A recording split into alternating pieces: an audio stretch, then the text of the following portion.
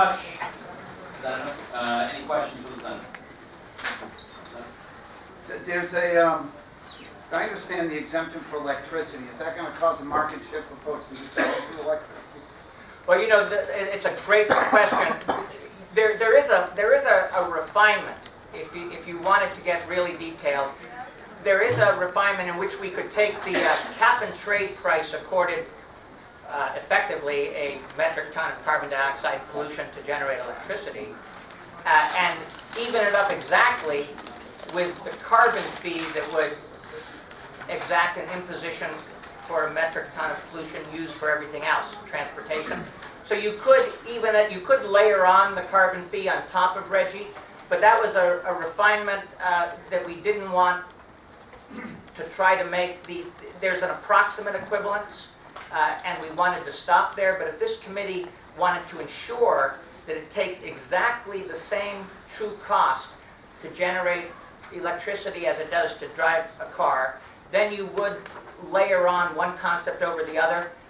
We wanted to keep this relatively streamlined and elegant, so we avoided taking that additional incremental step.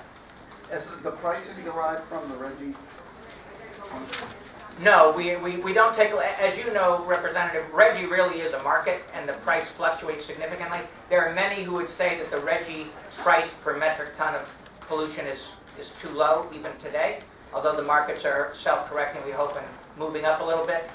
In this particular case, though, we kind of have this calculation now of the social cost of carbon, the social cost of the health and environmental effect. By the way, it's about $43 per metric ton of CO2 equivalent. We would work up slowly. It would take us 7 years to $40 a metric ton under this particular bill.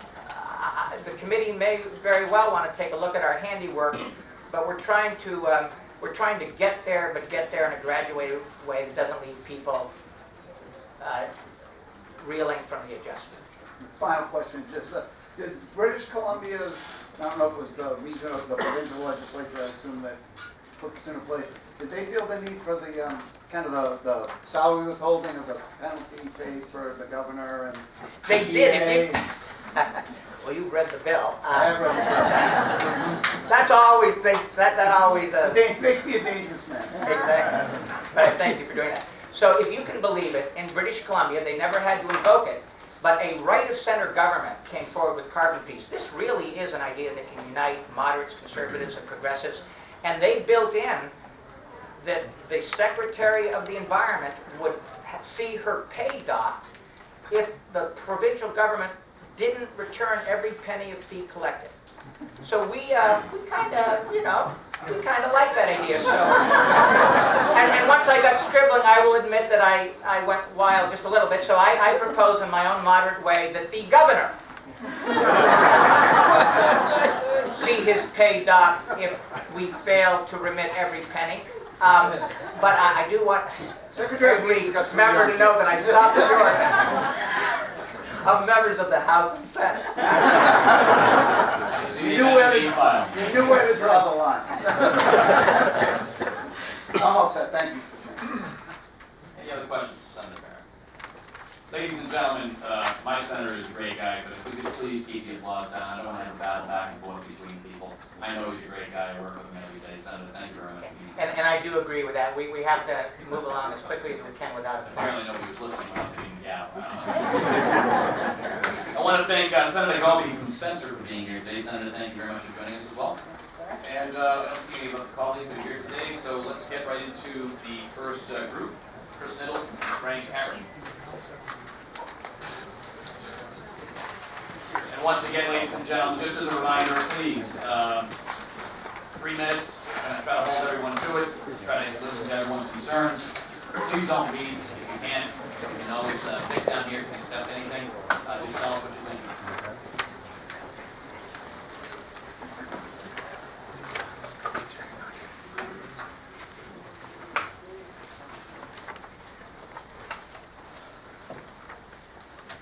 Thank you, Chairman Downing, Chairman Golden, and members of the committee for inviting me here today. My name is Christopher Kniddle. I'm the William Barton Rogers Professor of Energy Economics in the Sloan School of Management at MIT. I am also the director of the Center for Energy and Environmental Policy Research, also at MIT, and the co-founder of the E2E project, a joint research initiative between the Center for Energy and Environmental Policy Research, the University of California Energy Institute, and the Energy Policy Institute of the University of Chicago to study the economics of energy efficiency. So I believe climate change to be one of the most important, if not the most important challenges faced by humankind. My testimony will focus on three major points. First, a price on carbon through either a carbon fee or other measure is the most efficient way to reduce greenhouse gas emissions. Two, a price on carbon is essential for the Commonwealth to reach both its medium and long-term goals for reducing greenhouse gas emissions. And three, the co-benefits alone from reducing other pollutants such as nitrogen oxides, smog, particulate matter, carbon monoxide, etc., outweigh the costs associated with the carbon fee. Therefore, even setting aside climate change, the price on carbon is good for the Commonwealth. So let me get to the first point. A price on carbon is the most efficient way to reduce greenhouse gas emissions. The joke about economists, I should say, at least one of the jokes, is that they never agree. I believe it goes something like, if you lay all economists end to end, they'll never reach a conclusion. On this issue, in terms of the best way to reduce greenhouse gas emissions, economists have reached a conclusion. Economists are essentially unanimous as to the most efficient way to reduce greenhouse gas emissions, and that's through a carbon tax. Economists may disagree whether a carbon tax, carbon fee, or a cap-and-trade system is marginally better, but the key is that a price on carbon is the most efficient way to reduce greenhouse gas emissions. Senator Barrett gave you the intuition behind that. It's that the fundamental problem with greenhouse gas emissions is that consumers and firms don't face the true cost of their actions. When I burn a gallon of gasoline, I pay for the oil, I pay for the refining, I pay for the transportation, the marketing, etc., but I don't pay for the 20 pounds of CO2 that are emitted into the atmosphere when I burn that gallon of gasoline. So because of that, it's simple. The economics are simple. I will emit too much or consume too much gasoline. When it comes time to purchase a new vehicle, I won't invest enough into fuel economy. And the same exact inefficiencies exist in electricity and natural gas markets. So how do we fix the market? It turns out that we've known the answer to this for nearly 20 years. The British economist Arthur Pigou wrote in 1920 that the solution is to put a price on the pollution. Second, the price on carbon is essential for Commonwealth to meet its near and long-term goals. As you know, the Commonwealth should be commended for having a goal to reduce greenhouse gas emissions by 25% relative to 1990 by 2020 and 80% by 2050. No other policy has the same breadth as a price on carbon in terms of the wide range of behavioral changes that it incentivizes. Consumers have an incentive to use fossil fuel-based products more efficiently, such as driving more efficiently, paying more attention to wasted energy. Firms have an incentive to produce products that use fossil fuel more efficiently, such as offering more efficient vehicles and furnaces. Consumers and firms have more of an incentive to invest in energy efficiency, and firms have an incentive to innovate. That is, to invest in R&D to reduce the cost of low-carbon technologies. A price on carbon may not be enough. Am I running out of time? No. Ladies and gentlemen, just trying to be respectful to everyone's time. I apologize. If you ask my students, they'll tell you that this is the norm that I usually run over. So I will leave it at that. I'd like to thank the entire committee once again for inviting me. Let me stress that I'm willing to talk about this issue outside of this hearing, and I will gladly respond to any questions. Thanks. My name is Frank Ackerman. I'm an economist at a firm called Synapse Energy Economics in Cambridge. Before that, I was at Tufts University for many years. I agree with all the things Chris said. I'm going to try to move on to say some other things about this. Normally, when you consider a policy option that's before the legislature, the default option is that if you think it's too expensive, you can do nothing and stay with the status quo. And that's That's the background assumption to almost anything that comes before you here. In climate change, what the science tells us above all is that the status quo is not an option. Do nothing and you won't have the status quo. The climate you remember from the last few years, you'll have steadily worsening conditions. So I think the motivating side of this, that behind the arguments for a market, for a fee, is the costs of inaction, which are already large and which are going to mount larger as time goes on. I'll mention just three. One is the question of sea level rise. If we continue on our present course, it seems extremely likely that within this century we will reach the point of no return on melting the Greenland ice sheet, 23 feet of sea level rise, which is easy to understand is more or less the end of the Cape and the islands, and in fact would inundate Boston and other coastal cities beyond our ability to build seawalls and defend them. So that although it would not happen quickly, it would have catastrophic effects over the long run as that much ice melts and the oceans get that high. Number two is ocean acidification. All this CO2 in the atmosphere, a reasonable amount of it is absorbed into the oceans, making them more acidic. There is a tipping point, again, not so far off, probably within this century, if we continue the way we're going, at which the oceans become acidic enough that many forms of ocean life, lobsters, clams, anything with a hard shell in the ocean, is going to find it difficult, if not impossible, to form that shell. Many bad effects on ocean life, that included. And number three, hotter conditions are going to impede our ability to grow food, not so much in Massachusetts, but in other parts of the country. Now, how much should the price be?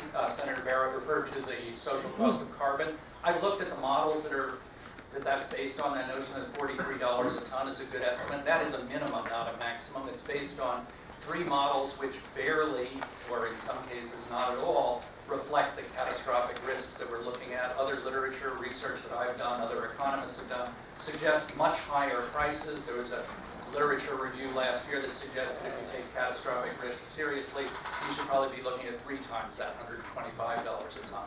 I'm not proposing that that's a sensible tax or fee to put on the economy right now. I don't think that continuing to look for the exact right price makes sense. Nature doesn't care whether we get the price right. Nature cares whether we get the emissions down. And so I think that the gradual, experimental, if you will, mode which is proposed in this bill of start slow, ramp it up, and check every few years to see whether you're getting enough emission reduction as a result is the right way to go. You might need to go faster. It's conceivable you could go slower, although I doubt it. But the continuous feedback based on how are we doing on reducing emissions, that's really the only criterion that matters. Any questions from the committee? Gentlemen, thank you very much. Thank you.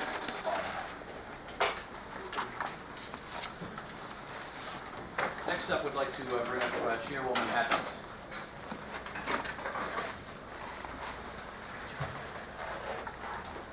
Thank you, Mr. Chairman, Senate Chair, and through you to the members, and thank you for taking me out of order. I am the House sponsor of Senate 1747, and I am here today because I think this bill represents a rare opportunity where both liberal and conservative economists have expressed the same support. I recognize that the mechanics of this legislation are very complex, but the underlying premise is simple. The price for emitting carbon should be aligned with the true cost. I'm sure you're well aware of the scientific literature predicting dramatically catastrophic climatic changes in the near future. If atmospheric concentration of greenhouse gases continue to rise at the current levels. I would like to mention, however, that yesterday, MIT engineers published research warning that several cities in the Persian Gulf could see temperatures that are literally too hot for human survival. I mean, think about that for a minute. When the planet heats up in certain spots, that our species cannot no longer survive living in those areas. clearly we have an impetus to act. It will take collective global effort to make meaningful progress against climate change.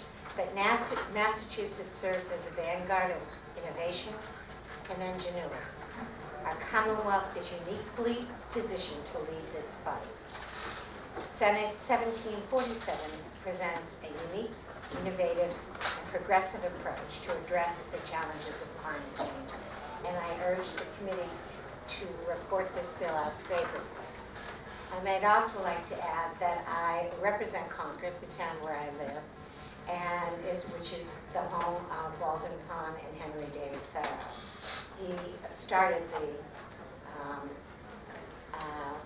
environmental revolution, and we have, because of him and our museum in Concord, able to document the changes that have happened since his time to ours in the climate, and they are truly remarkable. So I urge your serious and very, very cautious deliberation on this legislation. Thank you. Thank you, Representative. Any questions from the rest? Seeing none, thank you very much for taking the time. Next, Ann Browick.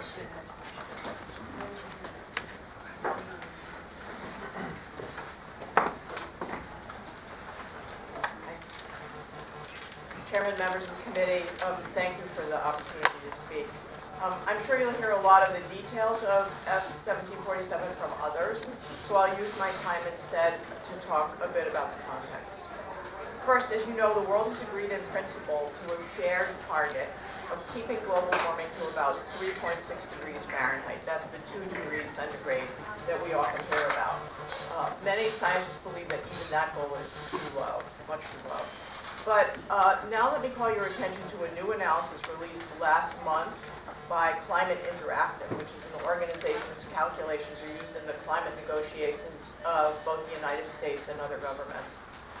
The analysis evaluates the amount by which the pledges of the world's countries thus far, so what the world's countries have agreed to already, would collectively reduce the planet's warming by the end of the century. Without these pledges, we would be 8.1 degrees Fahrenheit warmer. 8.1 degrees. With them fully implemented, with all of the countries who have made commitments, fully implemented those commitments, we would be 6.3 degrees Fahrenheit warmer. A frequent response we hear is, why should we sacrifice to address this problem? What can small but mighty Massachusetts do when there are China and India out there, not to mention the rest of this country? So the second point I want to make is, it's not necessarily a sacrifice. I'm sure you'll hear the details from others, but British Columbia's economy has prospered with the imposition of a carbon fee relative to the rest of Canada. And here's an example of why Massachusetts has headroom for adopting a carbon fee. All of our neighboring states, except for New Hampshire, already have a gasoline tax that's higher than ours. New York's is 20 cents higher, Connecticut's is 15 cents higher. So that's just, the gasoline tax is just an example. And third and finally, you may hear that a carbon fee will result in winners and losers. Inevitably, that's correct, although the bill does a really good job of minimizing that effect. But as I'm sure you'll recognize, the status quo also has winners and losers. And it's not rocket science to figure out that the big status quo winners are the fossil fuel interests who take advantage of huge subsidies, first among them the extent to which our economy fails to internalize the cost of carbon. So thank you very much for considering my comments, and even more thank you for the work you all do on behalf of the public. Thank you very much. Any questions? Seeing none, thank you. Representative Walsh. Thank you, and I apologize to everybody waiting for this. I have a couple more to testify. I'll be very brief. We can sit down. I'm actually here for 2920, House 2920. As the Green Communities Act has been in place for a certain amount of time, there are pieces that we are going to continually get better at. The energy requirement, the gap between where we are and where we need to be is going to be closing. So this bill assumes that we need to add some pieces for communities in there so that they have with communities to join the Green Communities Act. And this bill asks that we add a municipal zero waste trash and expanded recycling program so that communities can use that to qualify as a green community in lieu of another piece of the number of things that a community has to do. As you saw with the sticker that just disappeared somewhere, I'm also very much in favor of the carbon fee. Thank you. Any questions or? Pick that up, please. Yes, I will. I'm going to recycle this onto my coat again, once again.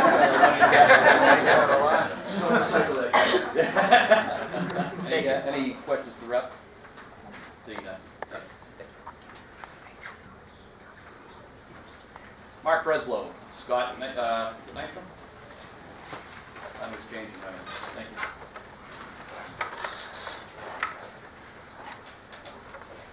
Gentlemen, I just want to remind you to kind of take a peek. If here's something we just have a lot of people here that want to get 3 minutes across. Thank you.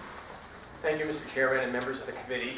My name is Mark Breslow. I'm co-director of Climate Exchange, and I've been working on climate issues for about the past 15 years. During most of the Patrick administration, I was with the Executive Office of Energy and Environmental Affairs, working on climate policy. As part of that, I was the lead author of the state's Clean Energy and Climate Plan for 2020. I was also the primary author of the Clean Energy Biofuels Act of 2008. Sitting next to me is Scott Nystrom of Regional Economic Models, Inc. We were 2 of the 4 authors of a study done for the Department of Energy Resources last year that looked at the feasibility and impacts of a possible carbon pricing system. As Senator Barrett said, 80% or more of the state's emissions now are falling outside of the electricity sector, so that while you have many important bills in front of you that deal with that sector, we need policies that address the rest of the economy. Regulatory and subsidy policies we will probably need more of, but there is nothing that will address the entire economy in the way that carbon pricing will. And as the person who put together the set of policies that I hope will get us to a 25% reduction in 2020, I'm all too aware that we have nothing at present that will get us anywhere close to the 80% reduction that is mandated for 2050. Carbon pricing is the only way that we can start to get to that requirement. And I should say, we always say requirement as opposed to some people will call it a goal, because in Massachusetts this is a legislative mandate. It is not a goal. Now I'm going to talk about the particularities of our study, and I should say that the Bill 1747 by Senator Barrett does in large part follow the recommendations of the study, and for that reason we strongly favor it. So the carbon pricing rate goes up over time, essentially the same way in the bill that we recommended. The next big question is that this bill would be revenue neutral. It would return all the money to the public. And how you do that is a very important question. You could do it in ways that are very inequitable, and we've tried to avoid that. And it turns out that cutting any tax rate will be inequitable. I won't try to explain that unless you ask me. But instead of that, we're proposing to do rebates for households. The portion of the funds that come in from the household sector would be returned to that sector by an equal rebate for every resident of Massachusetts. For the business and institutional sector, the money that came in from them would be returned in proportion to their number of employees.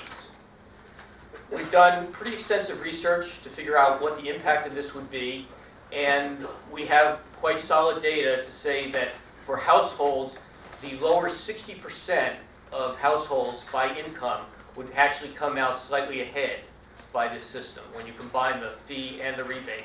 The top 40% would come out slightly behind, but not enough to cause them any great distress. The top 20%, at the time when the fee is $30 a ton, would come out on the order of $120 a year behind. So we think that's a quite progressive system and one that makes this acceptable to households. On the business side, having the rebates means that for most of the state's leading business sectors, they will also come out slightly ahead. So that includes sectors like healthcare and professional services, and even computer and electronics manufacturing comes out ahead here. A few sectors do come out behind, but by relatively small amounts of money, which those include the construction sector and trucking, not surprisingly, trucking. The bill also does give the Department of Energy Resources the freedom to devote extra subsidies to sectors that will be particularly hurt or could be. So we think that this policy will, in general, ensure that both businesses and residents are not harmed by this. So to conclude, carbon pricing is administratively straightforward to implement. It is, as the economist said, cost-effective at reducing emissions. It has the potential to yield larger greenhouse gas cuts than any other available policy. If all the funds are rebated, it remains a fee or pollution charge, not a tax. And finally, you can rebate the funds in a progressive manner so that both residents, businesses, and other institutions, which include nonprofits and governments, come out fine. Thank you. Thank you very much. Good afternoon, everybody. My name is Scott Nystrom. I'm a senior associate and economist with REMI, Regional Economic Models. We're a software and analysis firm that's based out of Amherst, Massachusetts. We're an outgrowth of the University of Massachusetts. And what we do is provide software tools that are used throughout the country. It's relatively speaking, it's 47 out of 50 states, a number of trade associations in Washington, D.C., and even within the Commonwealth, the Department of Revenue, the Donahoe Institute at the University of Massachusetts, several private sector consulting firms, including NERA Economic Consulting, London Economics International, ICF International, and several others that use our system to assess the economic impact and the macroeconomic sense of policy. So the way I got into this is, what would this mean for the economy? What would this mean for jobs? What would this mean for gross product and like? How would the Massachusetts economy develop with both this carbon fee on one side, but also the rebates and the funds from on the other side? Somebody made a joke earlier about the economists never reaching a conclusion after you line them up. I'm going to make another one. Harry Truman always pushed for a one-handed economist because it was always on the one hand and on the other hand with the thing. So, same idea here. I took our macroeconomic... So, the way this works, the way I've studied this, is Massachusetts, we took a computerized model of the Massachusetts economy, which again is a fairly standard thing that the state itself uses to assess policy, and put in both the effect of the fee, which is higher energy costs. It's higher cost of living for individuals, it's higher cost of doing businesses for businesses, which will affect their consumption and real incomes on one side, and then their competitiveness relative to the rest of New England and the world on the other. But then also the effects that Mark described, this revenue going back into the state economy. It's from these fees through rebates, tax credits, maybe rate cuts, maybe EITC. Specifics are in the bill. Specifics are what Mark described as what I actually looked at. And it actually comes out that the Massachusetts, the Commonwealth economy, is slightly larger and has slightly more jobs as a consequence of this program for two main reasons. The largest and most important of which is Massachusetts does not really produce any fossil energy. It has no extraction activities as far as I can tell. It has no refineries. It has some distribution, yes, but it doesn't actually make any of this stuff. So whenever somebody fills up a fuel tank or a gas tank, most of the value from that is captured from refineries somewhere else in the United States or extraction activities somewhere else in North America or the Middle East or Nigeria or something like that. So it's displacing imports. We're keeping the dollars local inside of the state economy. They're turning over more inside of the Commonwealth.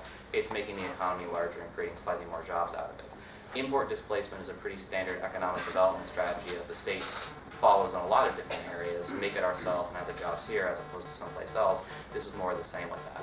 The other reason for it is the energy sector, while it is a lot of dollar throughputs, is not the most labor-intensive of sectors. It's a lot of capital, it's a lot of machinery, it's a lot of equipment, as opposed to the general consumer economy that would be affected by these rebates, which tends to be more localized and labor-intensive in sectors like construction, healthcare, professional, personal, and education, the like that. So that was the results we got inside of a standardized, computerized model of the state's economy that's used throughout the country for this kind of thing. Because it displaces imports, because the Commonwealth does not make this stuff itself, you have a slightly larger economy and more jobs. Thank you. Any questions? Jim? Thank you, Mark and Scott, for your work on this, and certainly Mark for your work in the past administration on these issues. In the bill, and you referenced it, Mark, in your testimony, the employer's rebate is based on the employer's proportional share in full-time equivalent employees of statewide employment. I'm sure. So why do the rebate based on employment, or based on sort of headcount? Just walk me through that. What's the main reason is that we couldn't find a way to cut taxes that worked. The primary business tax in Massachusetts is the corporate excise tax, and there's two problems with using that. One is that it doesn't apply to any nonprofit or government agency. So all the hospitals, all the universities, all the municipal governments would get nothing from that. Second, manufacturers in Massachusetts only pay that tax on in-state sales, but not on out-of-state sales, so it would do very little good for manufacturers. So we concluded that tax would not work. And then you ask, what else could you do? And the things we thought of were either employment or value of payroll. And we decided that employment would be the more progressive way of doing it. That's awesome. Thank you very much. Yes. First of all, let me just thank you both for your leadership on these issues. As you know, there are 3 bills on the agenda today that bring us to a carbon price in Massachusetts. The first is the one that we've had testimony about thus far in the Senate. 1774, we also have 1785 and 1786. Would you agree that 1774, and I would say this could be one of the strengths and also one of the weaknesses of the bill, is fairly prescriptive? That's a question, if you agree that it is very prescriptive. 1747. Yeah, 47, right? Yeah. Oh, yes, I would agree, yes. And would you agree that the other 2 bills that I referenced are, basically not prescriptive, but achieve carbon pricing? I would agree they're not prescriptive. Whether they achieve carbon pricing, Senators, as we've discussed, I think depends in part on how the administration acts. Well, the bill says they shall act, as opposed to may act. The bill says they shall act. And if we pass legislation codified in state statute, which says that, and it becomes law, and if they don't, then we believe, and again, not as the bill is presently written, because there are some changes that I myself want to make to a couple of the bills, would in effect place the codified law into action. Because if you have statute that's been codified, either signed by the governor or the governor's veto overridden, we have a law that has to be obeyed by the executive branch. Yes, I would agree that with certain wording changes, it would place a mandate on the administration. So I certainly would ask that you take a look at these various strategies, because one of the things that Senator Barrett said in his testimony, and he and I have talked a lot about it, and it's relative to getting a piece of legislation not only through the legislature, but in essence through the executive branch as well, because we can do whatever we want to do in the legislative branch. At the end of the day, if the governor chooses to veto the bill, that means we need 2/3 of the vote in the House and in the Senate. Just want to make sure that you're very much aware of that. And secondly, I think law that is already on the books, that this administration has already agreed to support and agreed to support the goals.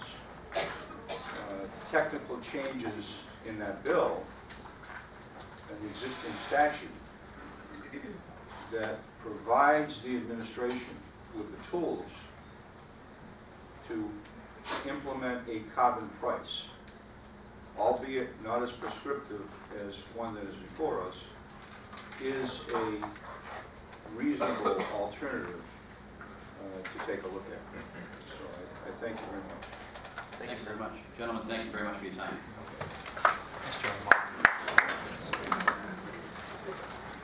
Peter Shattuck, Sonia Hill.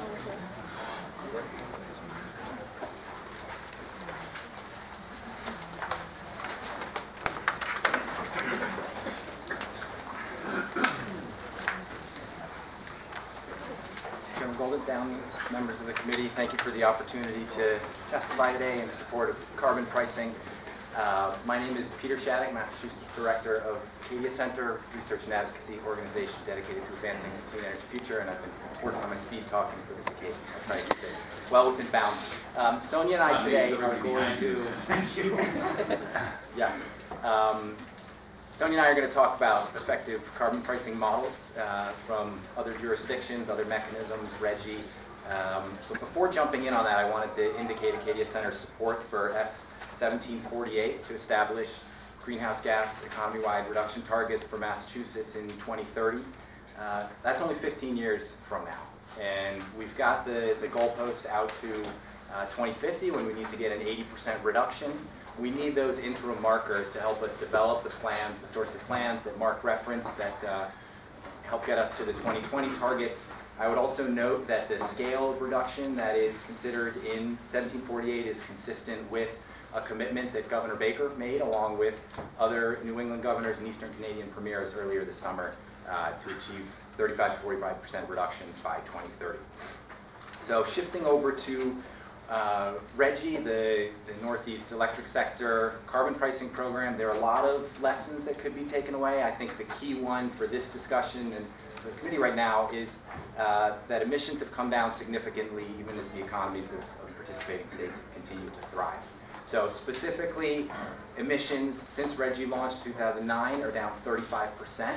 It's worth noting that over that same time period, electricity prices have actually come down by 6% in Massachusetts, 2% across the participating states. And Massachusetts and other states have gained a lot of benefits from the reinvestment of proceeds in energy efficiency, clean energy consumer benefit programs that keep money in the economy, some of the trends that Scott was outlining earlier.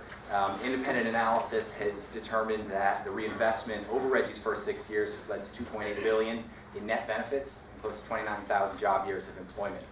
We can also stack RGGI up against other states that don't have carbon pricing over that same period where we've seen the 35% reduction in emissions. In other states, they've seen a decline, but not as much, only 12%.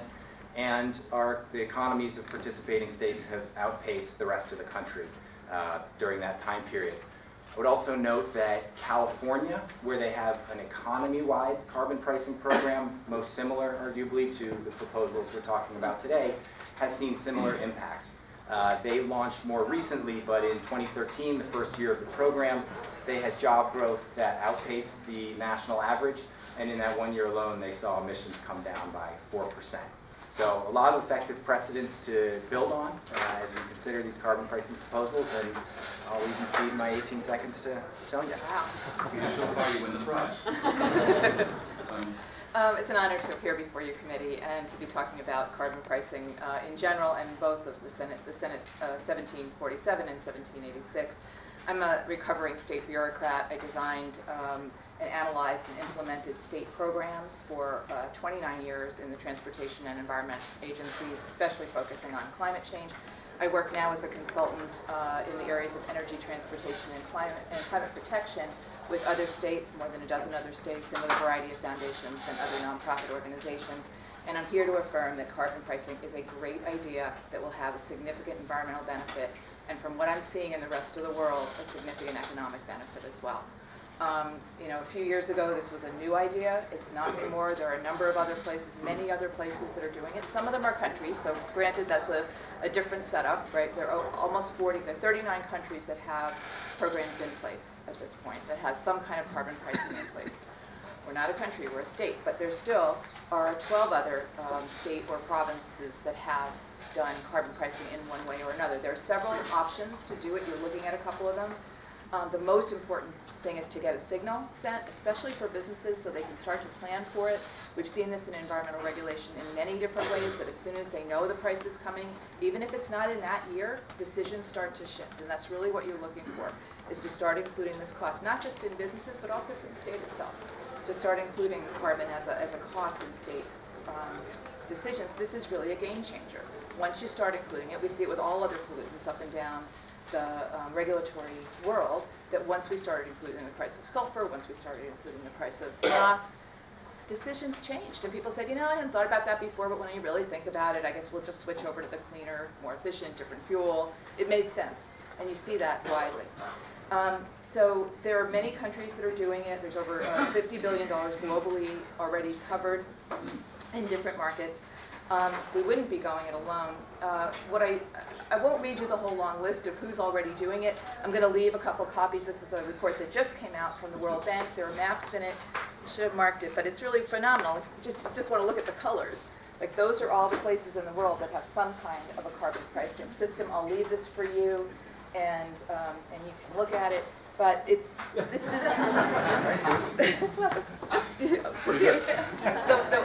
the idea.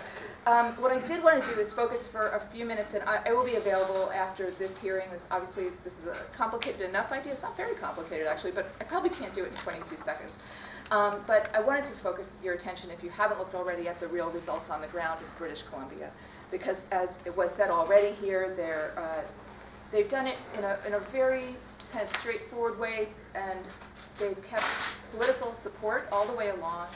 There was a little bump at one point in the process, but people are really comfortable with it. I can give you the numbers, but 54% of the British Columbians supported the tax when it was introduced. 58% continue to support it today in 2015. And the party that implemented carbon pricing has won re-election twice. It didn't harm their political viability, and in fact, the fact that they have done it as a revenue-neutral approach, where funds are going to a wide variety of things like training tax credits for individuals and businesses, tax credits for digital media, tax credits for children's fitness and arts programs, tax rebates for agricultural fuels, and a variety of other things that continue to improve services there, but didn't end up growing the size of government, which will be a concern for many of our citizens. So the results of it, the outcomes, is that fossil fuel consumption is down by 16%. It's actually up 1% in Canada in general, but just in that province, in that state equivalent. They have the lowest income taxes in Canada now for individuals earning under $122,000. The general corporate income tax rate in BC is among the lowest in all of North America and the G7 nations, and their small income tax rate has also been reduced by 44%. They have a large cluster of new and developing high-tech and clean tech sector jobs. Broadly, I could go on, and I can't. But I just want you to know that it really does work, and we see that all over the place. I've been working. Two things I just want to say before I leave is, one is I was in Washington last week and talked to a number of people who've been brought in, who are experts on carbon pricing, and have been brought into various quite conservative Republicans' offices to have quiet conversations with them about it. They're not going to do it in the next couple of years, but they are thinking about it now. And you need to know that, because I think this will be a national model if we do it. And second of all, everyone's getting ready for the Paris round of climate negotiations, and this would be a wonderful thing to move this forward right at this point in the history of climate protection. Thank you. Thank you. Thank you. Short question. Yes. You said it hit a bump in British Columbia. What were you talking about? There was one period of time when everything was bumpy in British Columbia, but the popularity was up to 64% and went from 64 to 58%. So that's the bump. Oh, you're talking about, I thought you meant not It didn't public get- opinion, I thought you meant like economic. No, public just dropped a little. Seeing no further questions, thank you very much. Folks, once again, we're just trying to limit everyone to 3 minutes. If you hear that tapping, please wrap it up. We're trying to be cognizant of old folks who are still standing. Next up, Ted Saunders, George Molinares, and John.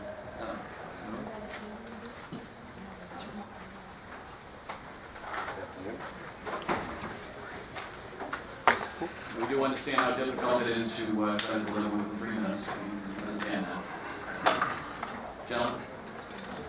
Good afternoon. Just want to thank the distinguished chairs and committee members for the opportunity to be here and for your leadership on energy issues which have and will continue to help our great state and all of its citizens. I'm Ted Saunders, co-owner of Saunders Hotel Group. We own and operate hotels.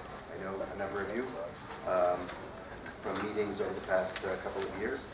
We operate hotels up and down the eastern seaboard, and but we're a fourth generation company based here in Massachusetts.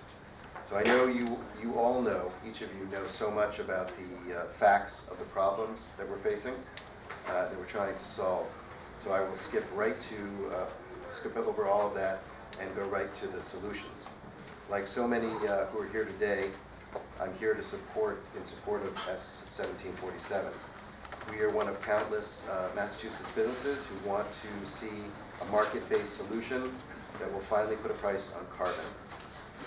There are, as you may be aware, over 100 businesses to date that have already signed a letter of support to that bill. There is nothing, in my view, there's nothing that I've seen that is as effective and efficient as putting a price on carbon to get where we need to be.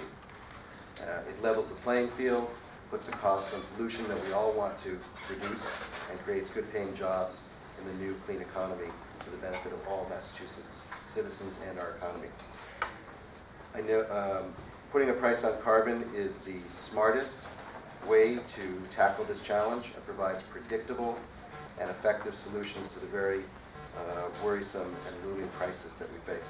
So I thank you for your time and leadership, and I'm very grateful for all of that. Thank you.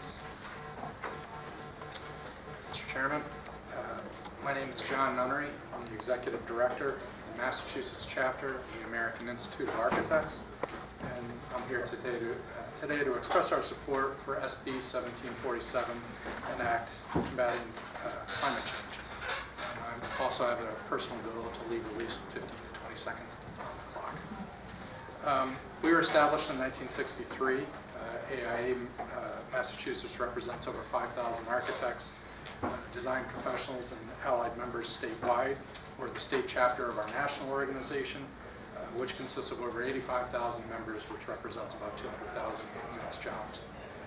So you may be wondering, why are architects involved in this? A price on carbon and designing buildings are the two really right. And I'm not going to try to convince you that there is an actual direct link between the two.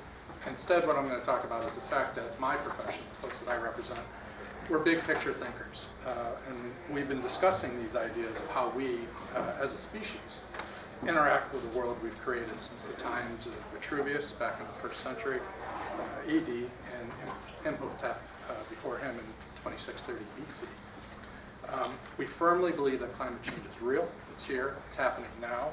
And because, although the science keeps telling us we're not acting fast enough, we have to keep building the momentum we started in terms of educating not only the Commonwealth, but the U.S. and the world about the need for greater urgency towards this matter. With that greater urgency, at the local, state, county, and global level will come even greater political will to act. Now, moving from the philosophical to the more practical, as professionals, we know that buildings designed and occupied today, homes, offices, account for nearly 70% of the electric use in this country. If I extrapolate from that, what that means in terms of greenhouse gas emissions. Because of that figure, we know that the designed and built environment has a direct impact on the climate and the environment. I'm going to offer you a few comments that may seem random, but I promise they will all come together at the end. For the past 8 years, the American Council of Engineering Efficiency Economy, ACEEE, has measured the progress of state policies and programs that save energy while benefiting the environment and promoting economic growth through their state energy efficiency scorecard. Using vetted data by state energy officials, they rank 6 categories: utility programs, transportation, building energy codes, combined heat and power, state initiatives, and appliance standards. And last Thursday, for the 5th year in a row, Massachusetts had secured the top spot on that scorecard.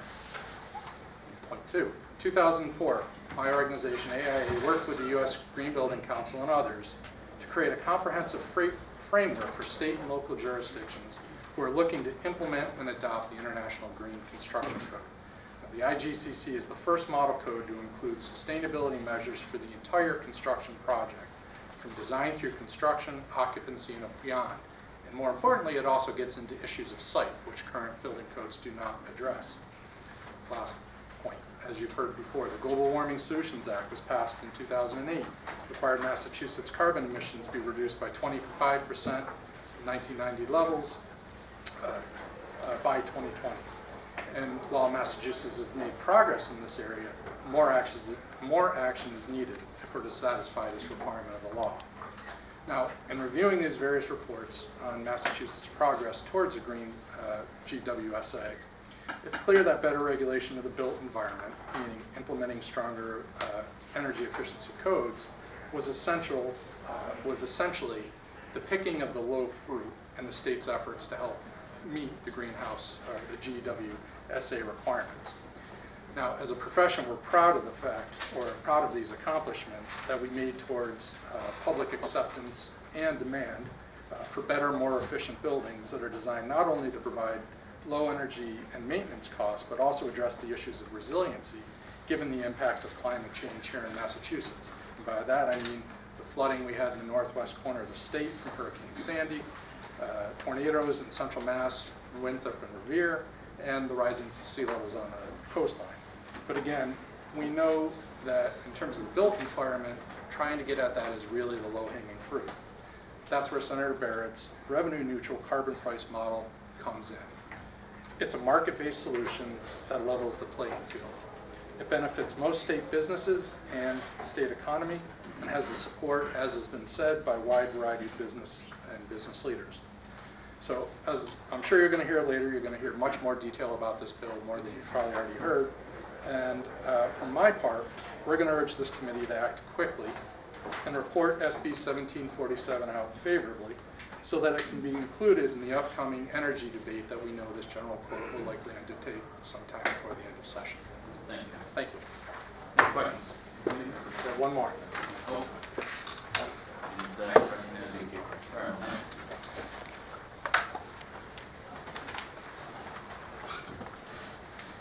Thank you, Chairman Golden. Thank you, Chairman Downing. Thank you for the opportunity to be in here. My name is Jorge Colmenares. I come from different backgrounds, but particularly here today to speak on behalf of Senate Bill 1747, and especially to bring a new perspective that I think it might be interesting for you guys to think about as a committee. I came to the United States from Venezuela, a household name in oil and gas. I came in search of excellence and high standards. I was particularly privileged, and it was an honor to hear previously MIT mentioned already twice in this hearing. I got a Master's of Science in Mechanical Engineering and an MBA later from the Sloan School of Management. I'm now involved with the MIT Alumni for Climate Action Leadership. In this search for excellence and high standards, I worked for more than 15 years in the oil and gas industry, both in Venezuela and here in the United States. The oil and gas industry, despite of some of the views that a lot of people here may have about their behavior regarding climate change, the oil and gas industry was also in search of excellence and high standards. A lot of the developments that we have today, we can owe them to the oil and gas industry.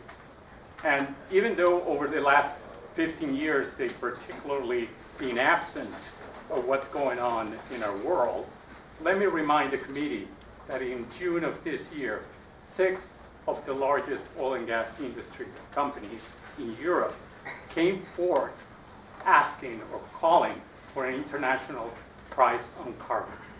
That in itself tells you that this issue crosses across all types of views regarding climate change. So when you have the oil and gas industry even making this call, it's an immediate call for us and for the legislature of this wonderful Commonwealth to come forward and implement a price on carbon and to lead the way of this country in order to address climate change. Thank you very much. Thank you very much.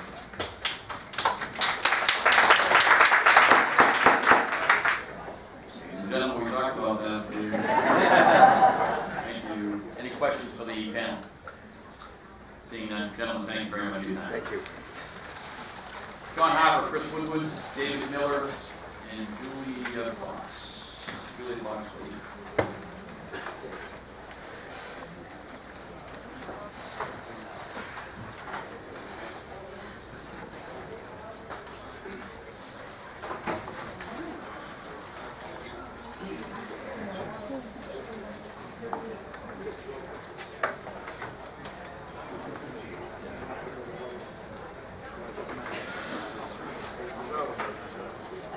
Doesn't matter on the order. Who wants to go first? Take the seat. Ladies first.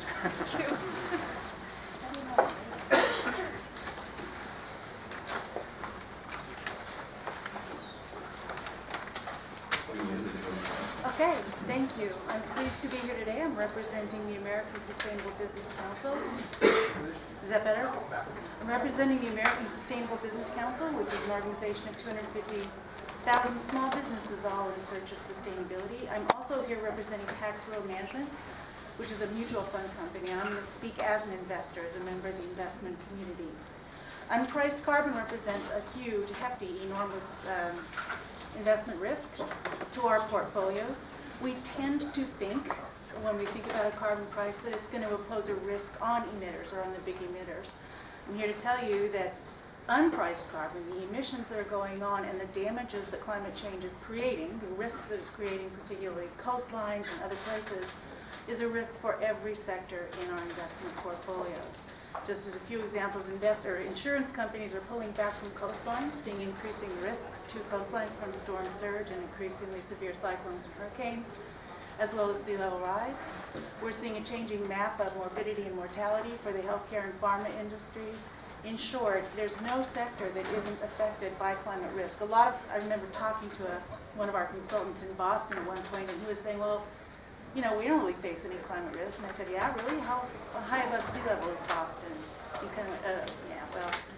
So we are seeing this risk in portfolios. Right now, the kind of risk that we see is the risk from climate change itself, as well as regulatory risk. That is essentially an unpredictable risk. People think it's long-term. It's not. It happened yesterday with Sandy. It's going to happen tomorrow, and it'll happen in 100 years. Just because it's going to happen for 100 years doesn't mean that it's going to take 100 years to happen. So we're already seeing that risk, but we can't really predict it.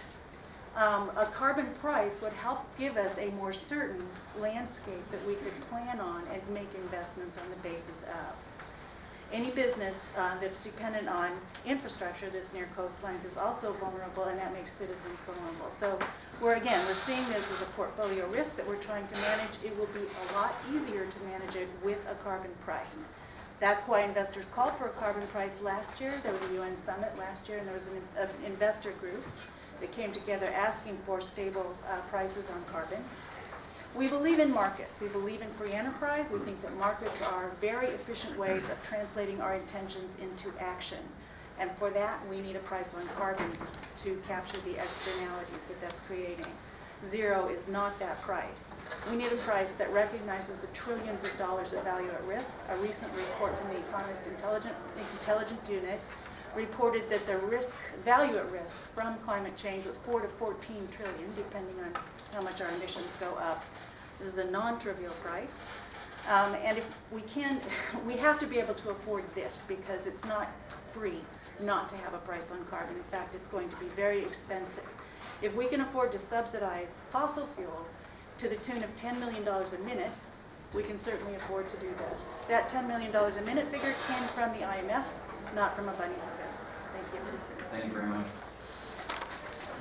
Good afternoon, Chairman Downing, Chairman Golden, members of the committee. Thank you for scheduling this hearing. I speak today as a clean power investor and also as an advisor to investors to encourage the committee to support NES 1747. I'm the founding principal of First Street Capital, which is a financial advisory firm working with investors, developers, and buyers of renewable power projects. And affiliated companies investing directly in small commercial solar projects here in Massachusetts. And I'm also on my town's energy committee helping them buy solar power. I offer today 2 myths and 4 realities about 1747. The first myth is that the bill will raise the price of electricity. As you heard earlier, it's simply not true. It will not create a new financial regulatory incentive for renewable power. The bill will not raise electricity prices. It specifically exempts the power generation sector. As you know, the regional greenhouse gas initiative is already in place and working to reduce carbon emissions by the power sector. This bill will not change that. Second myth. Some opponents claim that this bill will raise taxes or is a disguised way to channel taxpayer money to renewable power projects. Also not true. The bill will not raise taxes. Instead, it will be revenue neutral, as you've heard. All of the fees raised will be rebated back to homeowners and employers. None of the fees will go to the renewable power sector. In short, there's nothing in this bill that will directly support renewable power projects. So, why am I here? What's the point? Simply put, it's the long view. At the June hearing on net metering cap, I said that investors are simple creatures. They invest first and foremost to make a financial return. And they can choose between investing here or elsewhere. I think we want them to invest in Massachusetts. First reality.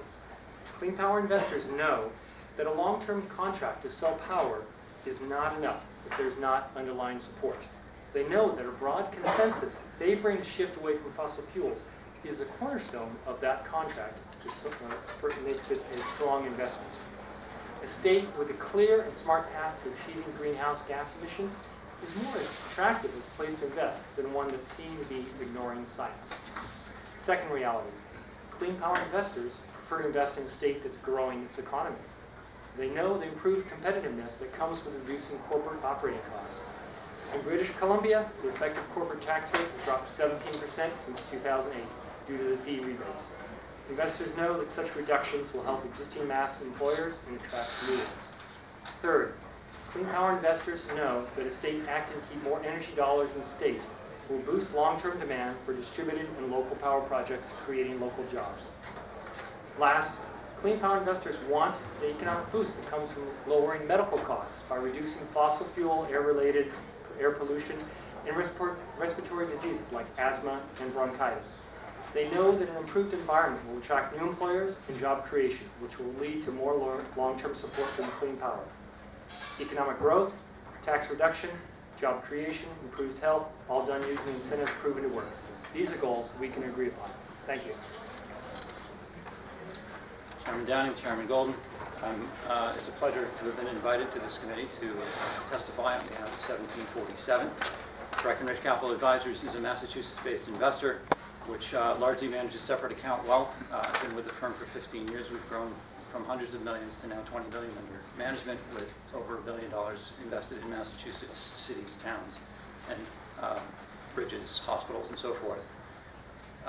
Our pursuit of investing is also for the long haul, as Richard mentioned. And when we consider that investments we make are going to need to be around for clients' behalf, to serve them, pay their coupon payments, retirees who typically invest in this type of vehicle, that the investment has to endure policy, and the investment has to endure other forms of change that can happen to communities, and what can lead those communities to struggle to pay back their debts or manage policies that are hastily thought out that we think could come about if climate change is not addressed in our state, as is done by 1747. So I'm here to try and bring up two topics, one just that we endorse the pricing, and the other of what a little bit more about Massachusetts local economy and the benefits that we expect as a firm will make certainly the claims-paying ability of the cities and towns of the state to be in a better position if we move forward with the Senator Barrett's bill.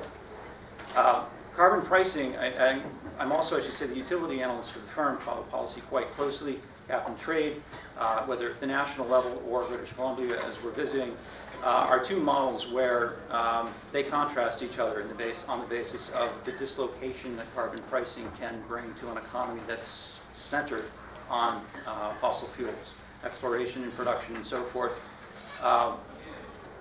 When you price carbon in those contexts, you need to address, which for the United States during cap and trade, Waxman Markey, a lot of us may remember that, you need to address a great disparity in per capita emissions, and you end up really making it hard for the people who have a low income, who have a job in a carbon-intensive role, and whose electric energy might come almost entirely from coal.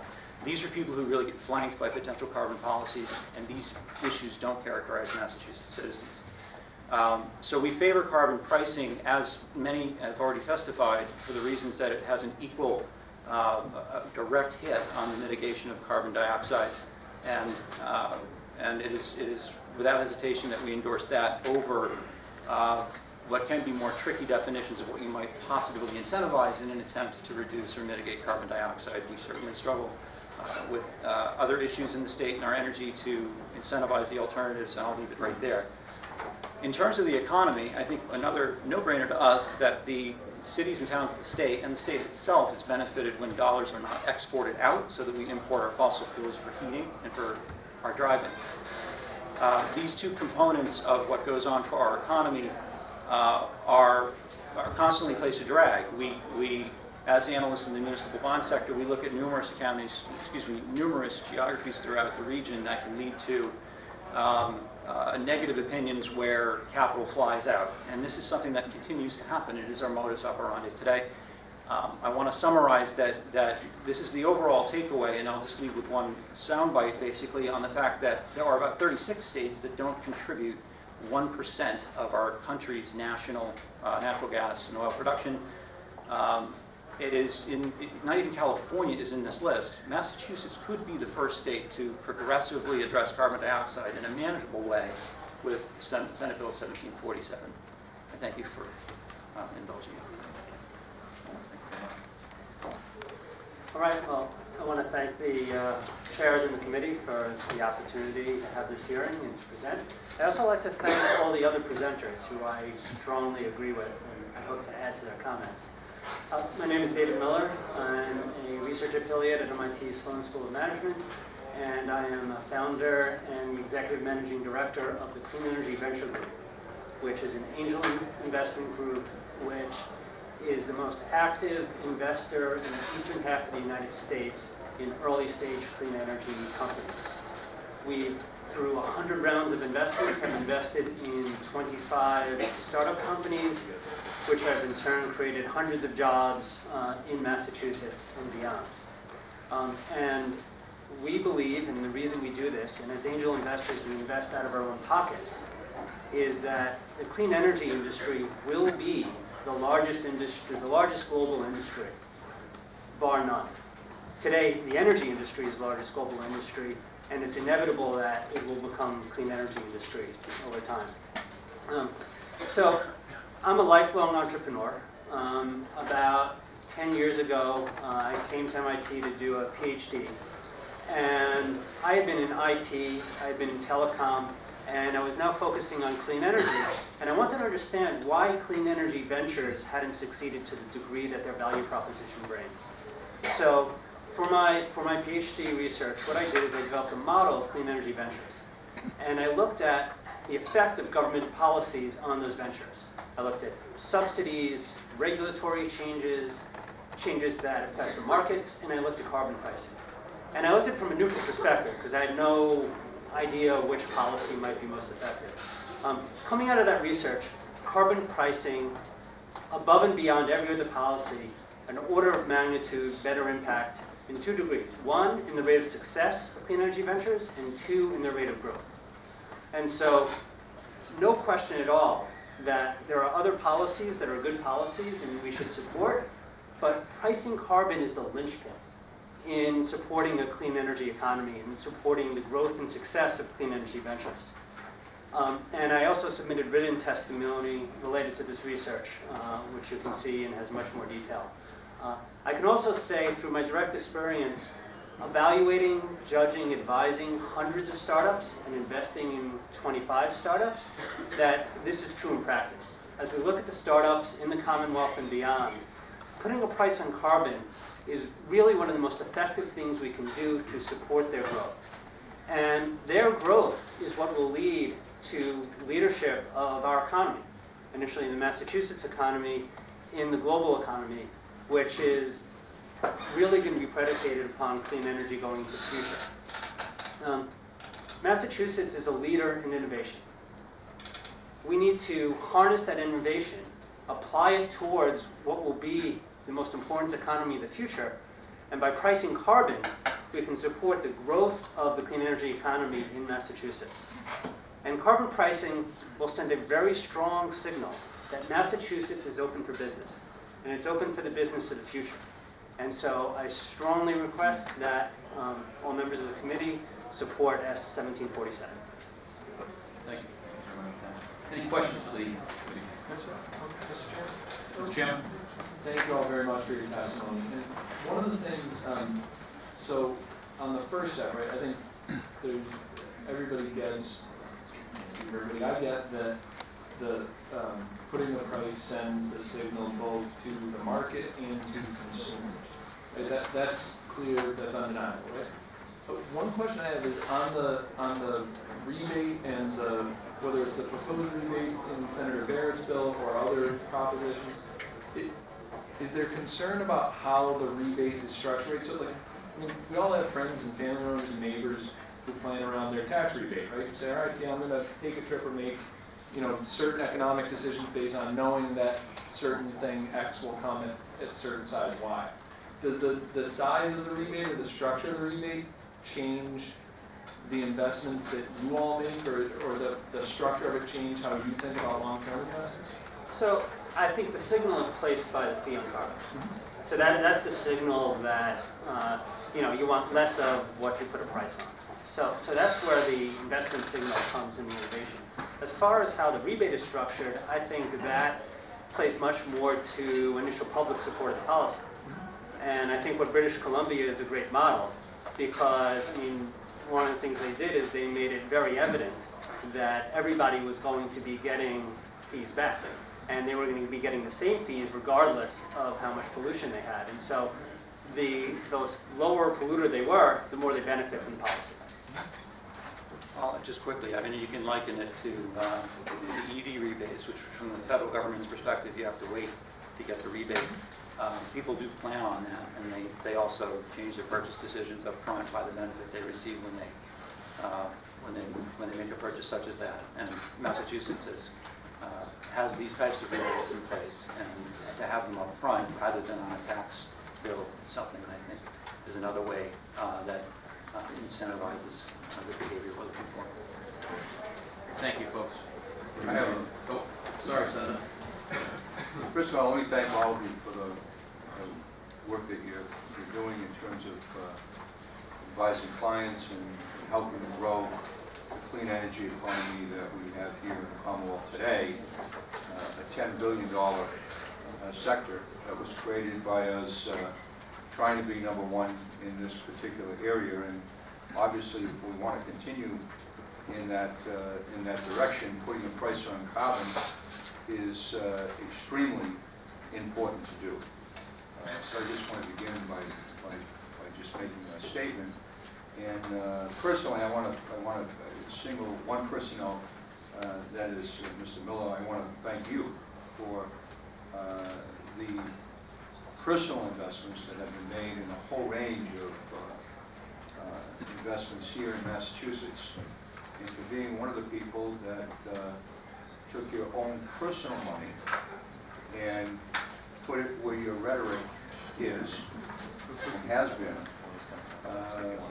for those of you on the panel that are not aware, maybe Mr. Miller will open his house out, he'll have another house opening in the future, but he's one of the individuals that has actually put in place his own personal residence that's as close to net zero as you're going to get. So he's actually showing us where we can be in the residential home markets of the future. So thank you. Point I want to make though is that we keep referencing British Columbia, which is a great thing to do. It's a great model. Anything I've read about it is fantastic. The thing that's very different here, under the politics of the day, is that British Columbia's policy was recommended by the executive branch in British Columbia. They used the bully pulpit to go forward, working with their legislative branch to get legislation adopted. It was an outright tax that they imposed, which has had tremendous success. And the point that I'm trying to caution, I guess, trying to be optimistic about moving forward, but at the same time, trying to make sure people know we're not British Columbia right now. We have a very different administration that has actually said publicly that they will not adopt a new tax. 4 feet is what the quote was, not just tax. 4 feet, a new one. What I'd like to have you do, and I would love to hear from you, I don't expect you to answer it today, but I'd like you to reread the Global Warming Solutions Act, which we passed, which stated in it that we gave the administration, we made the big mistake of putting a may in the bill, as the administration had indicated a willingness to move forward in this regard. And at the end of the day, they have since left the office, and we have a new administration, and they never implemented the promise to implement a market-based compliance mechanism. That's what the language said in the bill. And a couple of the other pieces of legislation that we have here before us, and I would instruct you, if you would, to read them. It establishes a price on carbon, but the way we do that is to ensure that we are essentially having technical corrections of the existing law, Global Warming Solutions Act, to say that we shall have, not may, shall have a market-based compliance mechanism when we say price on carbon in the new technical piece to be implemented. And I would ask you to take a look at that and get back to me and let me know what me and the committee know what you have to think about that, because I guess it's the politics of pricing carbon. You're going to have a lot of people that are in favor of it, and boy do I wish we could do it on an international basis with all the countries that are doing it. Chancellor Merkel put that on the table a few years ago during the Bush administration, and she was told outrightly, no, don't even talk about it. I'm glad that we're getting more countries that are insisting that that's part of the discussion that they want to have in terms of international trade agreements. Maybe ultimately that's where we will, get to it across the whole United States. But I agree, we need to be a leader in this area. Whichever strategy we end up adopting, and I hope we have one that we can agree on in this committee. But I'd just like to have you think about what I have said, because we are, in fact, not the British Columbia that people are speaking of. We have a different executive branch today in terms of philosophy around this particular issue based upon what they said. Can I quickly respond? So first of all, I want to really commend your leadership. The Global Warming Solutions Act and the other legislation in 2008 had hugely beneficial impact.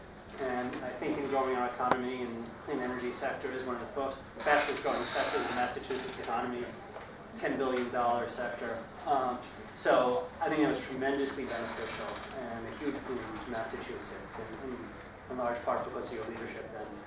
And I think going forward,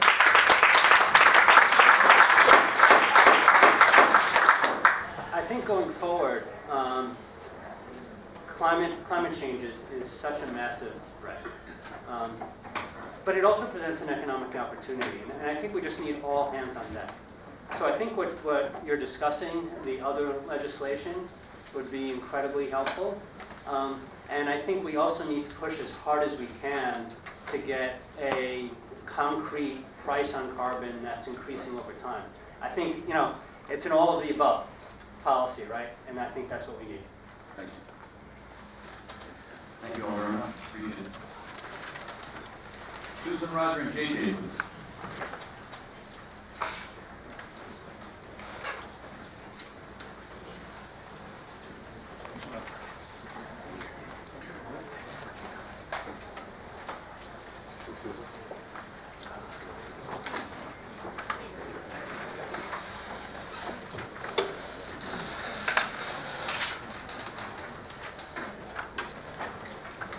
Thank you, Chairman.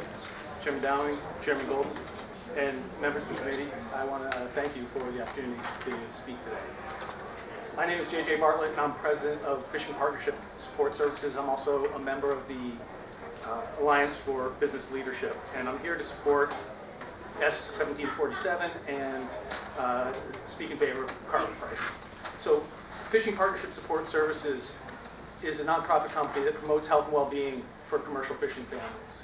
We have offices in port towns along the shores of Massachusetts, and they're staffed by fishermen's wives, other community members who help fishermen and their family members access healthcare coverage, safety training, other human resources benefits.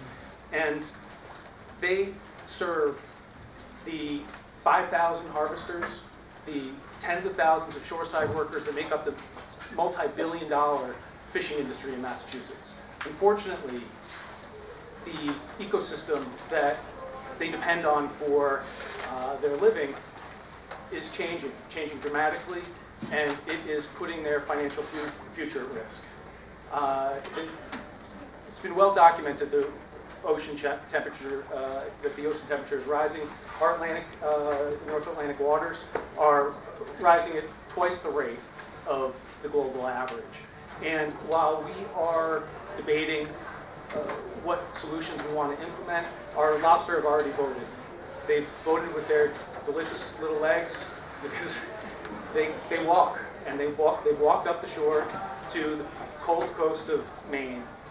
New Bedford's our largest port in the country, and yet the Buzzards Bay lobster fishery has crashed. It's 1/7 of the size it was in the mid-90s, and in the same period of time, the Gulf of Maine lobster population has doubled. So that's why the fishermen are, while being fiercely independent, while being no fans of unnecessary regulations, that's why the fishermen are joining the other 100+ businesses that have signed on in support of this bill. They understand that carbon pricing is fair, that it's market-driven, and that it can make meaningful change to our carbon footprint and to reverse ill effects of changing climate. So thank you for your time. I urge you to vote in support of S-1747, and I'm happy to answer any questions.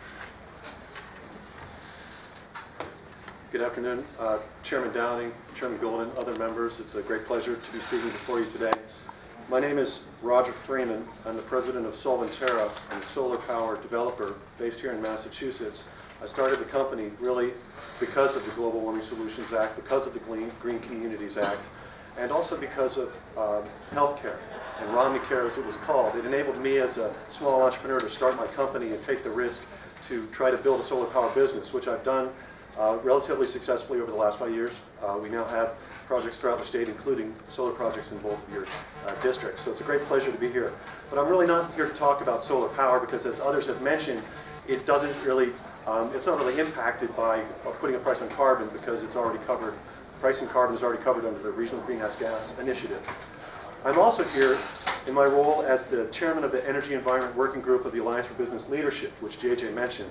It's a group of Massachusetts business executives from some of the largest companies, Vertex Pharmaceuticals, Akamai, Tufts Healthcare, down to smaller businesses like myself and nonprofit organizations.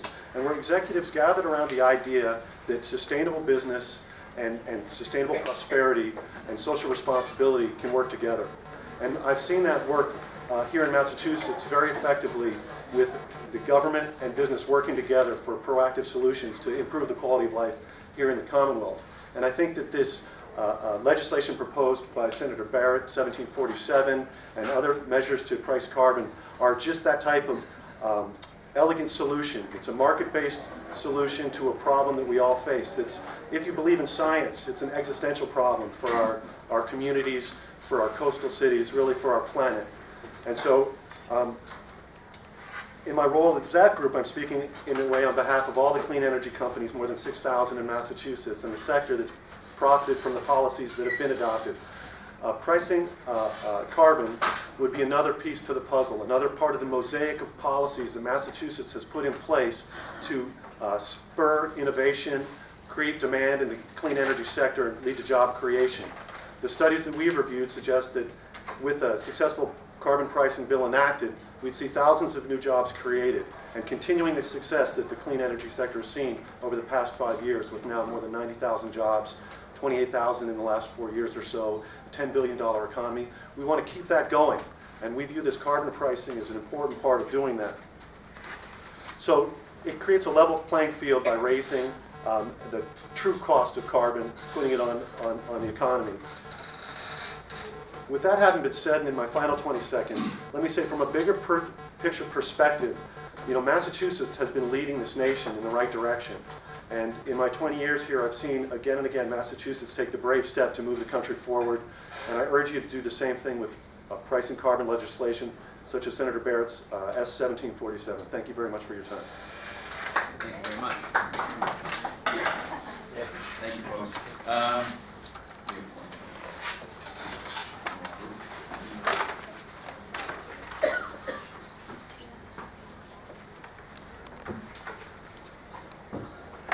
Hi, first of all, I'd like to thank the committee and ask you a question. Do you want me to go off my prepared remarks, or do you want me to extemporize? Now, seriously, when I was sitting here, let me introduce myself. My name is Susan Labondivar. I've spent the last 21 years building an IT services company in Andrew Square in South Boston. And in 2012, I started the Climate Action Business Association, which also works very closely with the American Sustainable Business Council. And I did want to just extemporize for a second, because I was sitting here and all of a sudden a vision of a t-shirt that I used to wear came into my mind, and it was a picture of a baby harp seal with these plaintive, limpid eyes, and it said underneath it, "Do something." But there was nothing you could really do. I mean, the slaughter happens far away, and hundreds of thousands of seals are being killed. And when I started the Climate Action Business Association, it's because I wanted to have a voice in the fight against climate change. And Senator Barrett's bill, an act combating climate change, gives me such a voice, because it allows me to participate as a small local business in the fight against climate change. Under the proposed law, businesses receive a dividend before fuel costs increase. This advance payment gives businesses the ability and the incentive to invest in targeted energy efficiency improvements. But for me, this law offers another benefit. It rewards the many thousands of socially responsible businesses like mine that already operate on a low carbon footprint, because we believe it's the right thing to do and our customers agree. A price on carbon will help businesses like mine gain a competitive edge over other businesses that have been slower to act. A number of large businesses, such as Google, Microsoft, and Walmart, already use an internal price on carbon in order to drive changes in behavior that reduce costs and help mitigate potential risks. Microsoft, for example, has reduced its emissions by 7.5 million tons and is now saving more than $10 million a year through energy improvements. Why not follow their lead?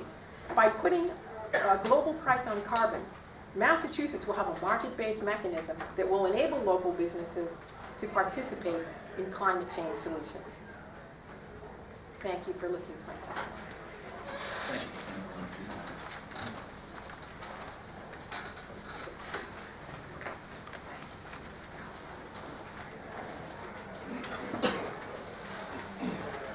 Next up, we have Reverend Rabbi Allen. You'll excuse my glasses here. Ravantanah and Father Thumper.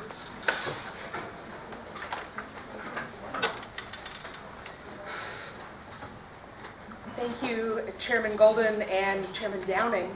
My name is Reverend Reedy Jerash. I am a United Church of Christ pastor, and I am here in support of S1747.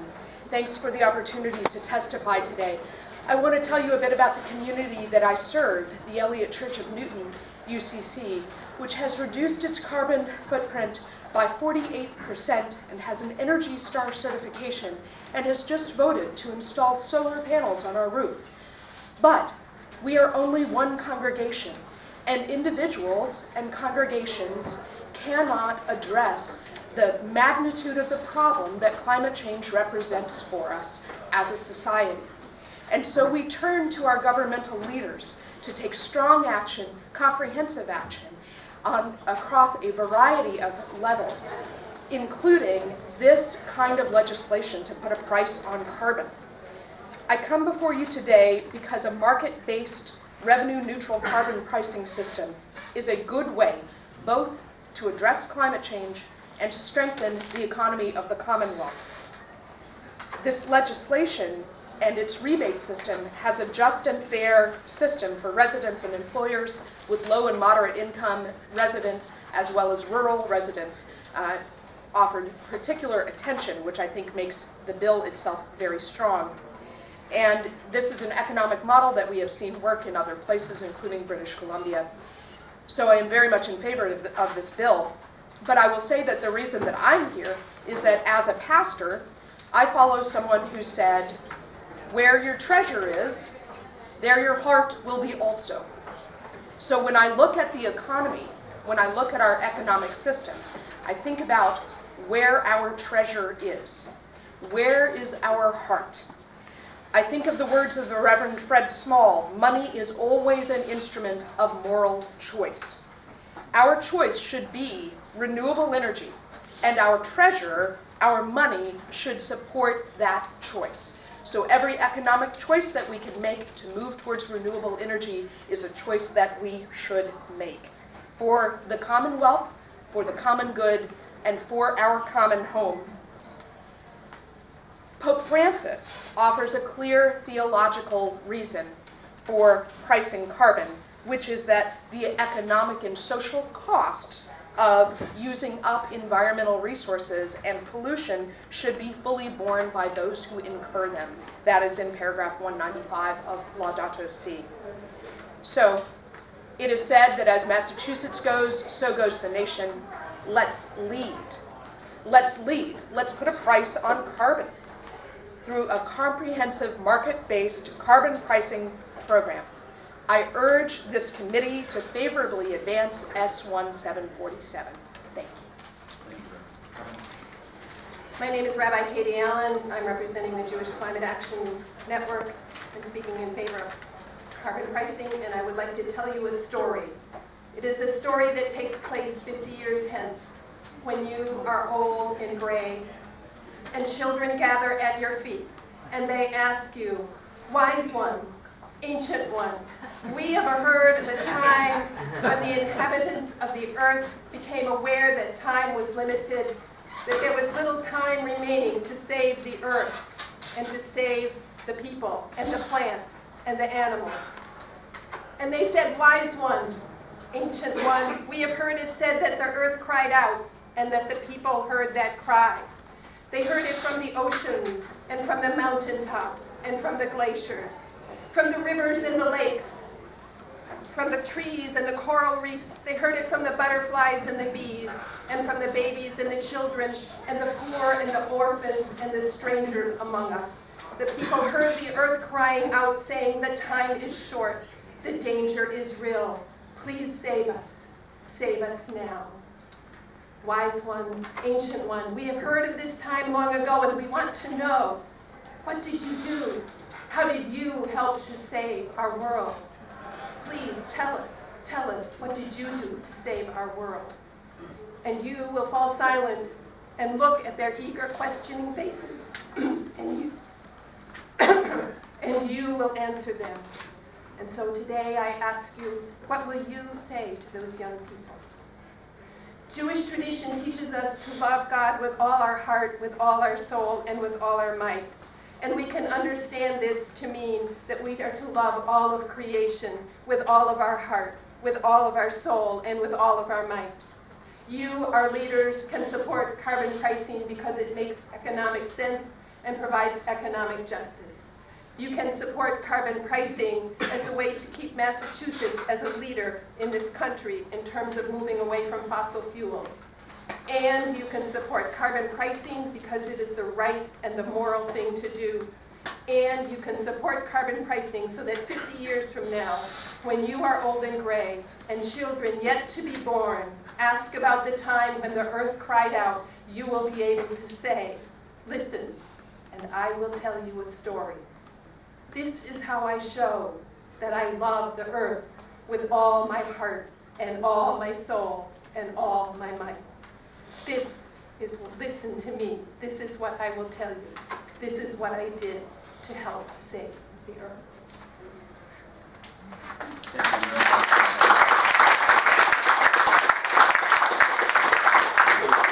Mr. Chairman, I'm optimistic about every part of that story except the part for gray hair. I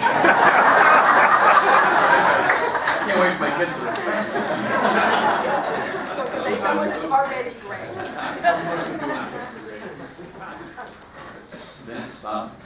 Mr. Chairman and committee members, thank you for the opportunity to testify. I'm the executive director of Massachusetts Interfaith Power and Light. We're a 501c3 nonprofit whose mission is to provide a faith-based response to climate change. Our members include 235 congregations from more than 14 faiths and denominations in more than 100 cities and towns in Massachusetts. Before assuming this position, I was senior counsel to the Massachusetts Department of Environmental Protection for 13 years under 4 Republican governors. We are here to support Senate 1747 because we believe it is both efficient, effective, and equitable. In my oral remarks, I would like to focus on the equity issue. I was at the Archdiocesan Justice Convocation in Braintree on Saturday, and one of the speakers referenced a quote by Father Michael Perry, the head of the Franciscan order, who said, "Nature is chasing us and telling us it's time to wake up."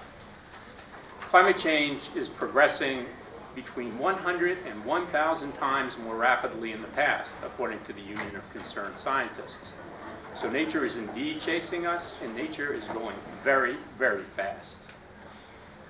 As a former employee of the Commonwealth, I'm very grateful for the hard work done in and out of state government to pass the Global Warming Solutions Act, the Green Communities Act, the Regional Greenhouse Gas Initiative, and many other laws on the books. But despite these laws, we are not going to reach the mandated targets.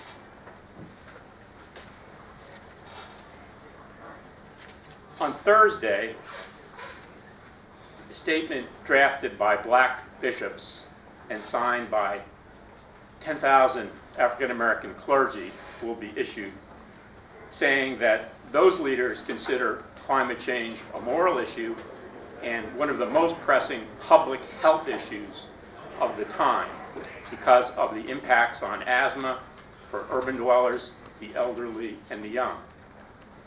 What we have seen over the last 6 months is a diverse set of faiths have essentially come together in what can best be described as harmonic convergence, calling for bold action on climate change. We have a papal encyclical. That was preceded by a letter calling for action signed by 400 rabbis. Then a letter from Muslim leaders throughout the world. And this month, a letter from the National Evangelical Association. I would submit, and I should add that Congregational, Episcopalian, Lutheran, and other Christian leaders drafted a very strong statement at the climate revival in Copley Square in 2014. I hope and I pray that if the Pope can agree with Protestant leaders, and rabbis can agree with imams, and black bishops can agree with the National Evangelical Association, that the legislature can agree with the governor to pass it.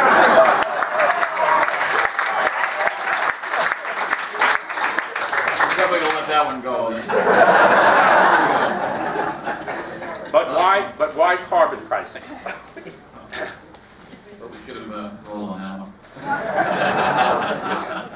My time's out. Please see my written testimony. Always end on the applause. Okay. Thank you, Vince. I want to thank both Chairman Downing and Golden and the whole committee for having us here today. It's interesting because I'm not just a priest, I'm an accountant. I was second generation owner of a petroleum distributorship in western Pennsylvania at a time 20 years ago, almost 30 years ago, when Pennsylvania was drafting the underground tank regulations, and we decided to lead from behind and be the last and not be up front. So I would hope that this state can learn from that, perhaps as another commonwealth, that we can be true leaders and offer a model that will be not only emulated, but hopefully incorporated and perhaps even challenged. In Pope Francis' document, Laudato Si', it's interesting because he titles the document after a poem written by St. Francis in the 1200s. The first poem ever written in Italian in that time, St. Francis was a rebel. But it really is praise to you. It talks about all the earth and all of creation being in relationship. And I think this is one of the hopes that Pope Francis has in his document, that one of the challenges he asks for is that there be open and honest and vigorous debate on such issues of the environment that allow us to move forward. One of the follies he points out is that we rely many times too much on technology that at the front end looks positive, but then comes with its own hitches at the back end. He refers to an integral ecology, and with St. Francis being the patron of ecology, my hero, Pope Francis, really has embraced this, the relationship between the human population and the world altogether. Because this is not just a matter of economics, it's a matter of political, moral, and social issue that goes deep within who all we are. In Pope Francis' most recent visit, or his first visit here to the country, one of the lines I loved was he encouraged people to take a risk and to move forward. I think that's what we're at a cusp of, taking a risk, of being open, being challenged by what this has to offer, but more importantly, to what we have to give. Thank you very much. Thank you very much.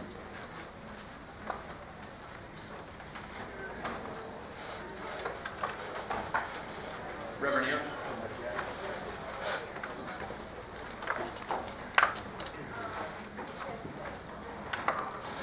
Thank you, Chairman Downing, Chairman Golden, and all the members of the committee. My name is Stephen Ayers. I'm an Episcopal priest, probably better known as the Vicar of the Old North Church, where some 200 and almost 50 years ago we hung 2 lanterns to send a signal that freedom was important to this nation. You may not realize that a few years ago we worked with the Department of Energy to replace our old light bulbs in those lanterns with compact fluorescent light bulbs. That now makes me the only priest in this country to change a light bulb and make national news. I invite you to come to Old North and to send a signal to this nation and to this world by passing Bill 1747 and imposing a price on carbon so that we can save ourselves and save our nation and save the world from the impact of careless use of carbon-based fuels. The Episcopal Diocese of Massachusetts, in its convention 2 years ago, passed this resolution. Resolved that the 228th Convention of the Episcopal Diocese of Massachusetts calls upon all members of congregations and affiliated organizations to support efforts to establish a carbon tax to discourage the use of fossil fuels because of their impact on climate change. My predecessors among the clergy have called your attention to the Pope's recent encyclical. I hope that you read it in its entirety. It is an important call to action so that we can save ourselves, our nation, and the world. A previous speaker noted that climate change may bring ocean rise to the tune of some 23 feet in the foreseeable future. As a caretaker of one of our major historic sites, let me note that most of the sites on the Freedom Trail would find water lapping up against their buildings with that kind of sea level rise. If we honor our heritage, and particularly the great heritage that we have in this nation as leaders for freedom, it behooves us to try to protect the symbols of that heritage as we try to protect our world from the impact on climate change. Thank you very much. Thank you very much. Bill, Warner, and Dan.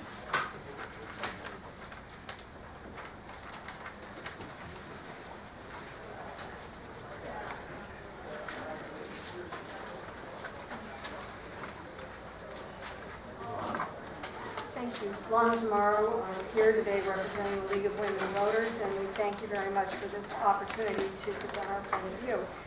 While the League is known mostly for its work around voter rights and access, environmental protection is a top-tier advocacy area for the League of Women Voters, one we've been working on since the 1960s. Protecting the environment is very important to League members, mothers and grandmothers in your districts and across the country who are deeply concerned about the world we'll be leaving the next generation and who look to the people they elect to take positive action. The League published a white paper on carbon pricing in 2009 after a careful review of the literature the League's way. We support carbon pricing through carbon fees, whether revenue neutral or revenue positive, with protections in place for households and vulnerable businesses, and we also support cap-and-trade systems and see them as complementary. Massachusetts collaborated with other New England and Mid-Atlantic states to establish RGGI in 2005, the first market-based multi-state regulatory program in the United States to reduce greenhouse gas emissions. In 2008, the Massachusetts Legislature passed the Global Warming Solutions Act, demonstrating incredible leadership, most notably from Senator Pacheco, thank you, Senator, and evidence also that the legislature accepted the science and resisted and saw through the deliberate, decades-long, industry-funded campaign to sow doubt and confusion about the reality of climate change and the causes. Climate disruption has been described rightly as uniquely irreversible. Tipping points are not very forgiving. Climate change is not business as usual, and it requires business as unusual for solutions. Today, setting a carbon fee at the state level is indeed groundbreaking, but it's not radical. We have a proven track record of the success of this kind of an approach in the places where it's in place, as you heard from so much testimony prior today. Last session, Massachusetts was the first state in the nation to introduce a carbon fee. This session, Massachusetts can be the first in the country to pass this kind of pioneering legislation. We have targets to meet and generations to protect, and the League urges you to continue your leadership role by advancing carbon pricing legislation this session. Thank you. Thank you very much. Good afternoon, Chairman, members of the committee. My name is Phil Reason, and I'm a senior organizer of Community Labor United. CLUE is a convener of the Green Justice Coalition, a broad-based partnership of more than 50 organizations that is working to build a socially just and environmental sustainable economy. We represent community groups, labor unions, environmental organizations, workforce development groups, and faith-based coalitions, and together we represent over 100,000 ratepayers throughout Massachusetts. I'm here today to speak on Senate Bill 1747, an act combating climate change, and Senate Bill 1786, an act to prevent our environment and reduce the carbon footprint of the Commonwealth. To understand why we are here today as the Green Justice Coalition, it is essential that you understand who we are and who we are not. We are not the responsible businesses like Citizens Energy, who have been working to reduce energy costs for low-income communities for decades, while still providing good, sustainable jobs for their workforce. We are not the environmental organizations whose lawyers tirelessly prepare legal and policy briefings and testify at hearings like these to advocate for their constituencies, like Acadia Center and Sierra Club. We are not the businesses and policy groups that we know play a vital role in moving our shared goals forward and our partners in building a more just and sustainable economy. We are, however, the boots on the ground. For the past 7 years, we are the ones who have been working with the state and the utility companies to dramatically expand access to energy efficiencies for working class communities. We are the ones who have been working to ensure that the expansion of energy efficiency work creates high-road, living wage jobs while creating job opportunities and career pathways for local residents. We are the ones implementing the Green Communities Act on the ground in place where utility companies cannot access on their own, doing outreach, signing people up for audits, leveraging financial support for work, and doing actual weatherization installations. We are also the ones that have been borne the brunt of the fossil fuel economy. Many of the urban areas we work in have to deal with hazards from midnight dumping of chemical waste on vacant lots, toxic industrial emissions into air and water, and substandard housing contaminated with lead paint. The fact that a person living in a community of color is 39 times more likely to live in one of these environmentally burdened communities is not just a statistic, but a harsh reality that our members and leaders live and breathe every day. We are the ones in Roxbury dealing with asthma rates 5 times the state average and unemployment rates 60% higher than any other neighborhood in Boston. One of the most important issues for the Green Justice Coalition and our partners like Clean Water Action, Neighbor to Neighbor, and Alternatives for Community and Environment is the issue of equity and justice. We support Massachusetts' campaign for a Clean Energy's Future's efforts to prioritize solutions that place no additional burden on low to moderate income families in Massachusetts, and in fact support policies that ensure meaningful access to the green economy for underserved communities that are typically left out of the green innovation boom. Economic modeling conducted here as part of the carbon pricing analysis commissioned by the Massachusetts Department of Energy Resources found that on an average, low and moderate income households would have net gain or come out even in the fee and rebate approach analyzed. The Green Justice Coalition also supports an ongoing study of carbon pricing policy frames that invest a percentage of revenue in green infrastructure projects targeted in low-income communities of color to amplify policy benefits in these overburdened areas. In closing, So for us, the Green Justice Coalition, Senate Bill 1747, an act combating climate change, and Senate Bill 1786, an act to prevent our environment and reduce the carbon footprint of the Commonwealth, presents us with the unique opportunity to right some wrongs, to reverse the environmental injustice we have had, to endure and rebuild our communities in a more defining green jobs in a more healthy and sustainable ways. But only if equity and justice is at the center. It is about defining green jobs and good jobs with family-sustaining wages, good benefits, and career pathways. It's about making sure that everyone, not just a privileged few, has access to and can benefit from a new, clean energy future. And we will not get this future without us, the boots to the ground, that are developing concrete solutions from people's lived experience, from the bottom up. Thank you for your opportunity to speak today. Thank you very much.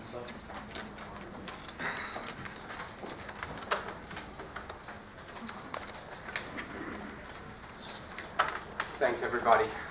Thank you to everybody on the committee for the time that you're taking to think about this critical policy.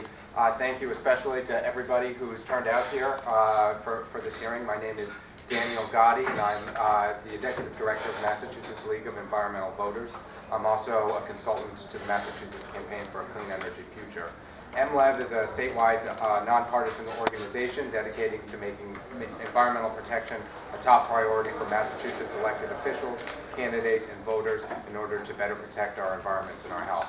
Nice thing about speaking in the third hour of this hearing is that I think a lot of the main points in defense of carbon pricing have been made. So I'm going to focus in on three kind of big picture points that haven't been addressed yet. The first is, I've spent the past 2 years traveling around this state, talking with community groups, talking with people of all kinds of orientations about carbon pricing, and I am continuously struck by how much pent-up desire there is in this state for a big, bold, comprehensive solution to the climate crisis. And I think that that's true of people of all walks of life and in all regions of the state. And I think the sheer number of people who have turned out for today's hearing really reflects the grave concern that people in the state of Massachusetts feel about climate change and the desire for a big picture solution. Second, in 2008, when we passed the Global Warming Solutions Act, this state made a commitment to taking the science of climate change seriously, to taking our responsibility to future generations seriously, and to making the kinds of hard decisions necessary to transform an economy that is deeply dependent on fossil fuels to an economy founded on clean energy. The Global Warming Solutions Act also already authorizes the state to implement market-based policies to reduce emissions. In fact, the language of Section 7 of the Massachusetts Global Warming Solutions Act is identical to the language of the California Global Warming Solutions Act that has been used as a basis for their carbon pricing system. The difference between our states is that while California has used the authority granted by the legislature to create a popular, successful, economy-wide, and market-based program, a program that has invested billions in supporting California communities with a particular focus on low-income communities and communities of color, and a program that is now spread to multiple jurisdictions across North America, Massachusetts thus far has only created a limited market-based program in the electricity sector through the Regional Greenhouse Gas Initiative. The failure of the state of Massachusetts to adopt comprehensive regulations like an economy-wide market-based program is currently under review by the Massachusetts Supreme Judicial Court. Both S. 1747 and S. 1786 would expand carbon pricing to all sectors of the Massachusetts economy. 1747 would do this through a fee and rebate system, while 1786 would do so by changing the discretionary language in Section 7 of the GWSA to a clear requirement to implement a market-based program. This would send a signal both to the administration and to the courts that economy-wide market-based programs must be a part of the state's implementation plan under the GWSA. One final point. Regional, I think that there's also been a lot of progress over the past year or two on a regional basis. So, for example, California's carbon pricing system has recently been joined by Quebec and by Ontario. The state of New York, Governor Andrew Cuomo recently announced his intention to have New York join the California system. I think that there's a lot of potential for regional action here. It's something that we should keep in mind and something that we should stay flexible about exactly what the policy looks like. Ultimately, I look forward to continuing the conversation with all of you about how we get to a price on carbon. I think everyone who is serious about addressing the climate crisis, and I'm counting everybody in this room as well as our governor, has to recognize that carbon pricing needs to be part of the solution. So thank you very much. Thank you very much, Ken. Once again, ladies and gentlemen, on behalf of myself, the Senator, and the entire committee, we're not trying to rush anybody along. We do understand there's many, let me see here, another 36 pages that we have here, folks. So we just want to kind of get people going, try to get the word out so everybody can have their day. Thank you very much. Any questions? Cindy, John, Nancy, are up.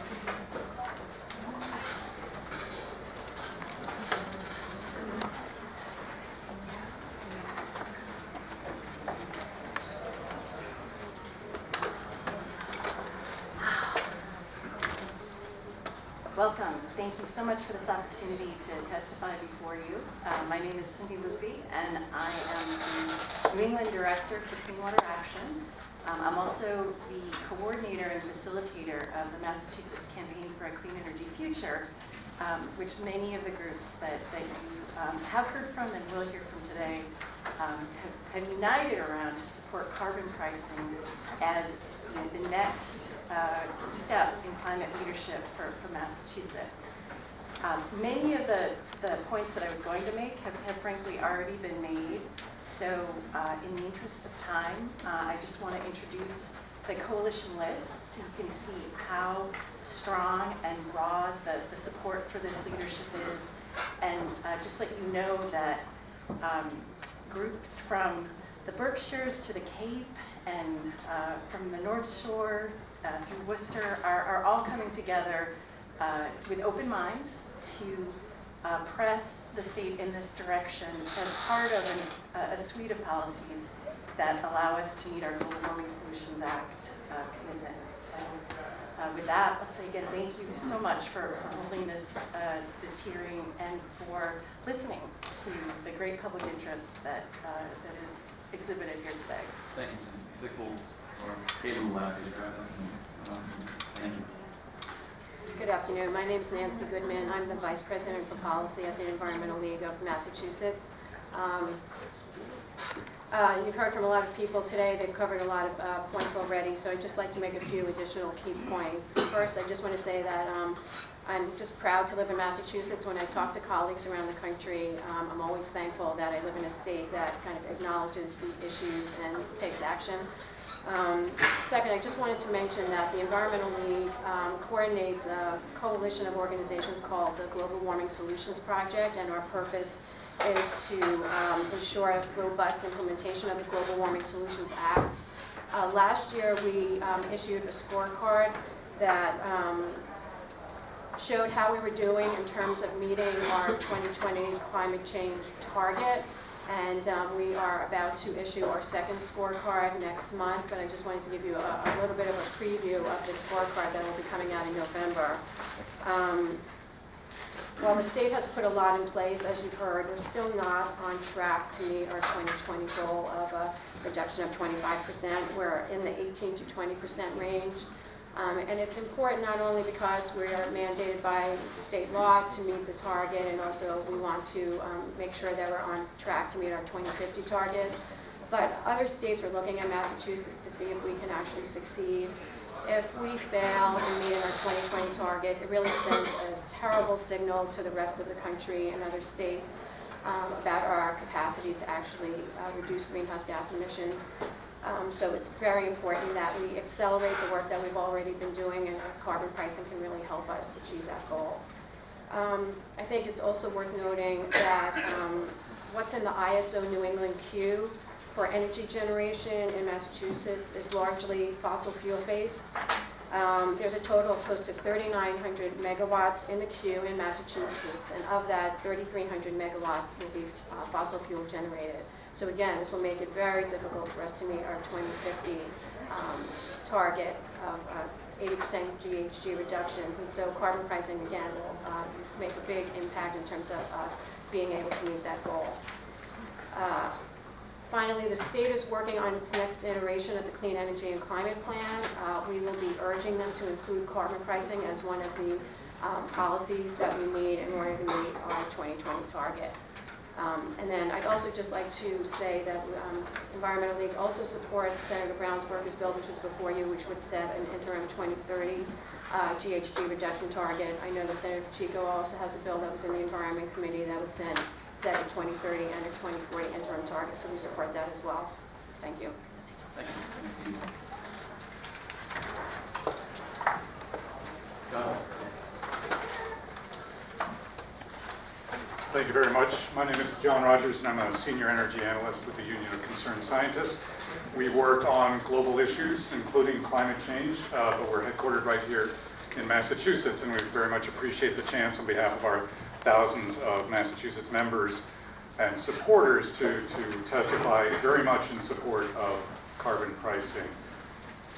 My colleagues, we do work on global issues. My colleagues over the last couple of weeks have been in Bonn, Germany, working on the talks. We're on the road to Paris to the decisions that have to be made in December. We need to have a strong global agreement coming out of Paris in December to send clear signals to business, to the public, to our decision makers across the board that we are serious about climate change, that we're serious about moving away from fossil fuels, that we are going to move strongly toward clean energy, and that this movement is irreversible, that this is something that we are going to do. Massachusetts, when it comes to leadership, sending signals like that, has been a leader. If you think back to 1997, Massachusetts, with the Restructuring Act, becoming the first in the nation to have a statewide renewable electricity standard. Now we have 29 states that have it. When we made the decision, when we launched the Regional Greenhouse Gas Initiative, we set something in motion. Now we have the Clean Power Plan across the U.S. When we put in place the Global Warming Solutions Act and said, look, we get this, we get that we need a long-term trajectory, that we need to send signals about where we need to be by 2020, by 2030, by 2050, that sent a signal not just to Massachusetts, but to the country as a whole. So it is terrific that Massachusetts is looking not just from the perspective of the need, and certainly the need is great, and you'll hear plenty today about climate change and its impacts not just globally, but right here in Massachusetts. But the need for Massachusetts to continue to be a leader on these issues, to say, look, we get that carbon has a cost, carbon needs to have a price, and not just in the power sector, but across the board. So we very much support what you are all doing, and we support, and as we do that, we should make it clear that a carbon price is not a panacea, that's not the only thing, but that it needs to be part of, as Cindy said, a suite of policies driving us in the right direction. So that's the renewable electricity standard, again, which Massachusetts was a leader on. That's energy efficiency, that's fuel economy, all these different pieces that should work, and we've done the analysis and others have done the analysis showing how much more effective it is to have a price on carbon paired with these other policies.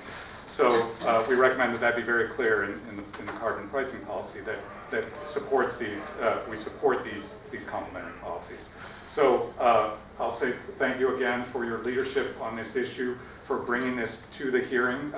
We hope it goes far because the world, between now and December and past December, we need those kinds of signals, and we thank you for continuing that leadership in Massachusetts. Thank you, John. Any questions? Seeing none, thank you very much. Representative Crowe.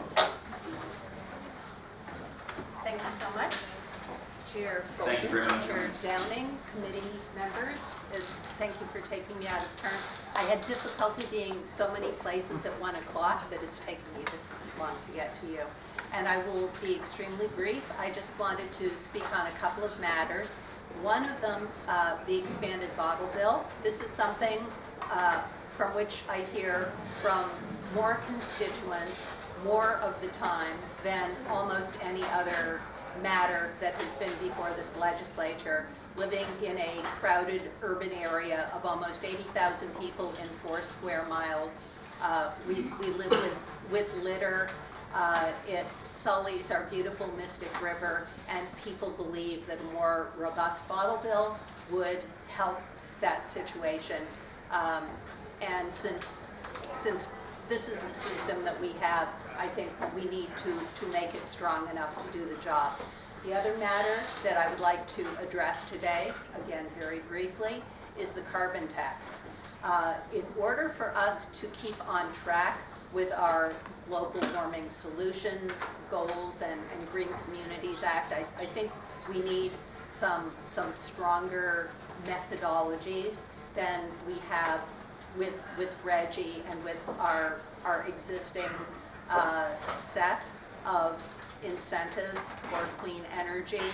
I think the example of British Columbia and even some of what Quebec is doing shows that it is important to internalize the costs of burning carbon-based fuels in order to rationalize our energy system and our emissions.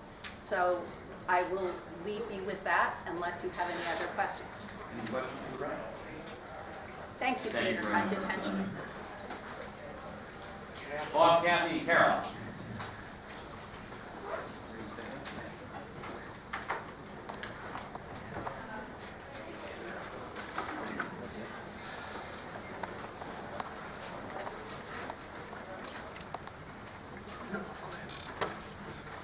Hi, Chairman Downing, Chairman Golden, members of the committee. I'm Kathy Buckley, Chair of the Massachusetts Sierra Club. On behalf of our 50,000 members and supporters across the Commonwealth, I speak as well as our counterparts across the nation, our 2.5 million members, because they do look to Massachusetts for leadership on taking effective climate action. Now, my career was in transport. We will be submitting testimony on many bills, but I will be speaking today only on the price on carbon. And I'm speaking from the transportation point of view because that's where my career was. And I know that the Massachusetts Department of Transportation has been charged to bring down greenhouse gases by the Global Warming Solutions Act. And they plan to triple ridership on public transportation, walking and bicycling. Now the question is, how do we get people out of single occupant vehicles? Fossil fuels, single occupant vehicles. We can do a lot of things. We can put tolls in every single road in Massachusetts. We can eliminate free parking. We can increase parking rates. We can do the North-South Rail Link. We can do the extension of the Green Line. We can shorten the headways on the subways. We can improve all bus transportation across the regional public transportation authorities of the state. Or we can do something simpler, which is to put a price on carbon. Let it be a market solution. Let every single individual decide how they are going to deal with this. It's like a beautiful mathematical proof. It's simple. It's elegant. Now, the scientists are telling us we can only burn another 550 billion tons of fossil fuels if we're not going to go over that climate cliff. There are 7.5 billion people on the earth today. If you do the math and you assume $40 a ton, we're talking about $3,000 a person. With the price on carbon, we actually get that money back. I don't think there's any other parent in the room, aunt or uncle, who would suggest that that's not a reasonable price to pay. So, on behalf of the 7.5 billion people now alive on the earth, for all of your efforts in climate action, I thank you.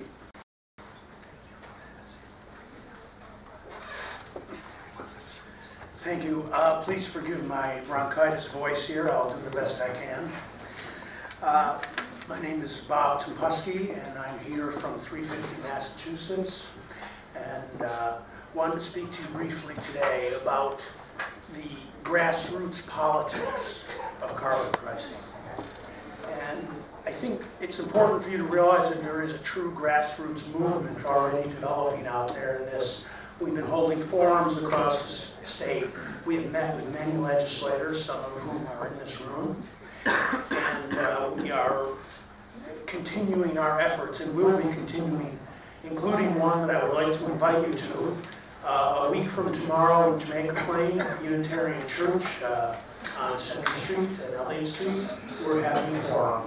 And one of your colleagues, Senator Joan Diaz, is going to be joining us as well as a bunch of environmental leaders.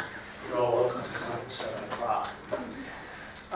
So really the question is, why are we doing this? Why is there all this activism has sprouted up across the state? And I think it's partly because climate change is already hurting the people of Massachusetts. Extreme weather events are occurring. We have extreme temperature ranges such as conference room B1. I think that's more an efficient use of body heat, efficient use of square footage. But we'll try to save this heat for some other purpose. We want to turn the air conditioner on. We don't want you to do that. And there's going to be huge costs for adaptation. I'm sure you're familiar with those issues, whether it's seawalls, whether it's moving electrical gear in buildings to the top floor, whether it's thousands of people across the Commonwealth having new roof repairs. So the pain from climate change is already happening. We need to address it, and I will hope that this body will take the next step of putting a price on carbon, the most efficient way to rein in the use of carbon-based fuels in the Commonwealth. And I think that there's a reason why there's a good time for this. Not only is it absolutely necessary that we do this now in terms of what's happening in the climate in the world, but particularly we have the political advantage of that fuel, particularly gasoline and other fuels, are very cheap now by historical standards. And I think both the political pain and the economics of this make this an ideal time to start putting a fee on carbon-based fuels. So I just want to add one other point.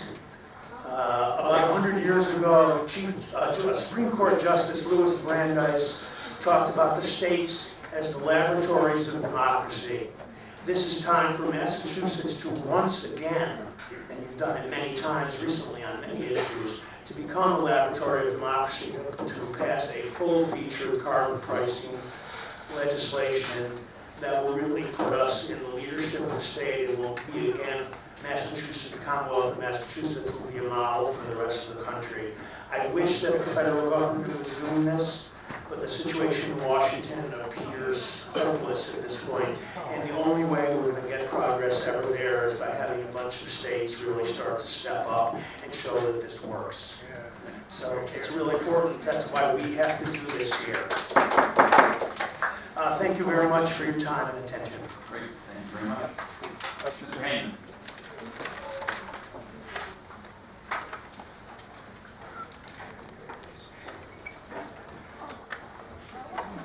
Thank you very much for taking me unscheduled. I really appreciate it. I thought there would be a representative here to speak on behalf of the Citizens Climate Lobby, which I'm a member of, and who is responsible for the brochure or the leaflet that you've handed out for the learning session up in New Hampshire in the next couple of weeks. I hope you all can go and attend. What I wanted to talk about is politics. I was a member of the Climate Lobby in June, where we spent 3 days in Washington, D.C., 900 of us from around the country, lobbying every congressman and senator, Republican or Democratic, on behalf of climate pricing, climate tax, or fee, if you will. And the results were somewhat mixed. The good news, such as it is that the number of deniers has reduced down to about 10%. The bad news is that without Republican support, either nationally or in Massachusetts, this will not go very far. So that the urging that I've done with all of my friends, all of the people, all the Republicans I can talk to, is to get them to understand that it is in their best interest as well as ours to support this kind of action. And that's what I would say to this group. I don't know how many Republicans you talk to, but they are the ones that are... We have them right. Great.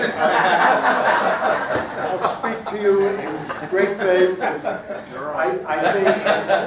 I think our biggest asset is Pope Francis. So I think that your conscience will guide you in the right thing to do. And That's about all. One other quick thing.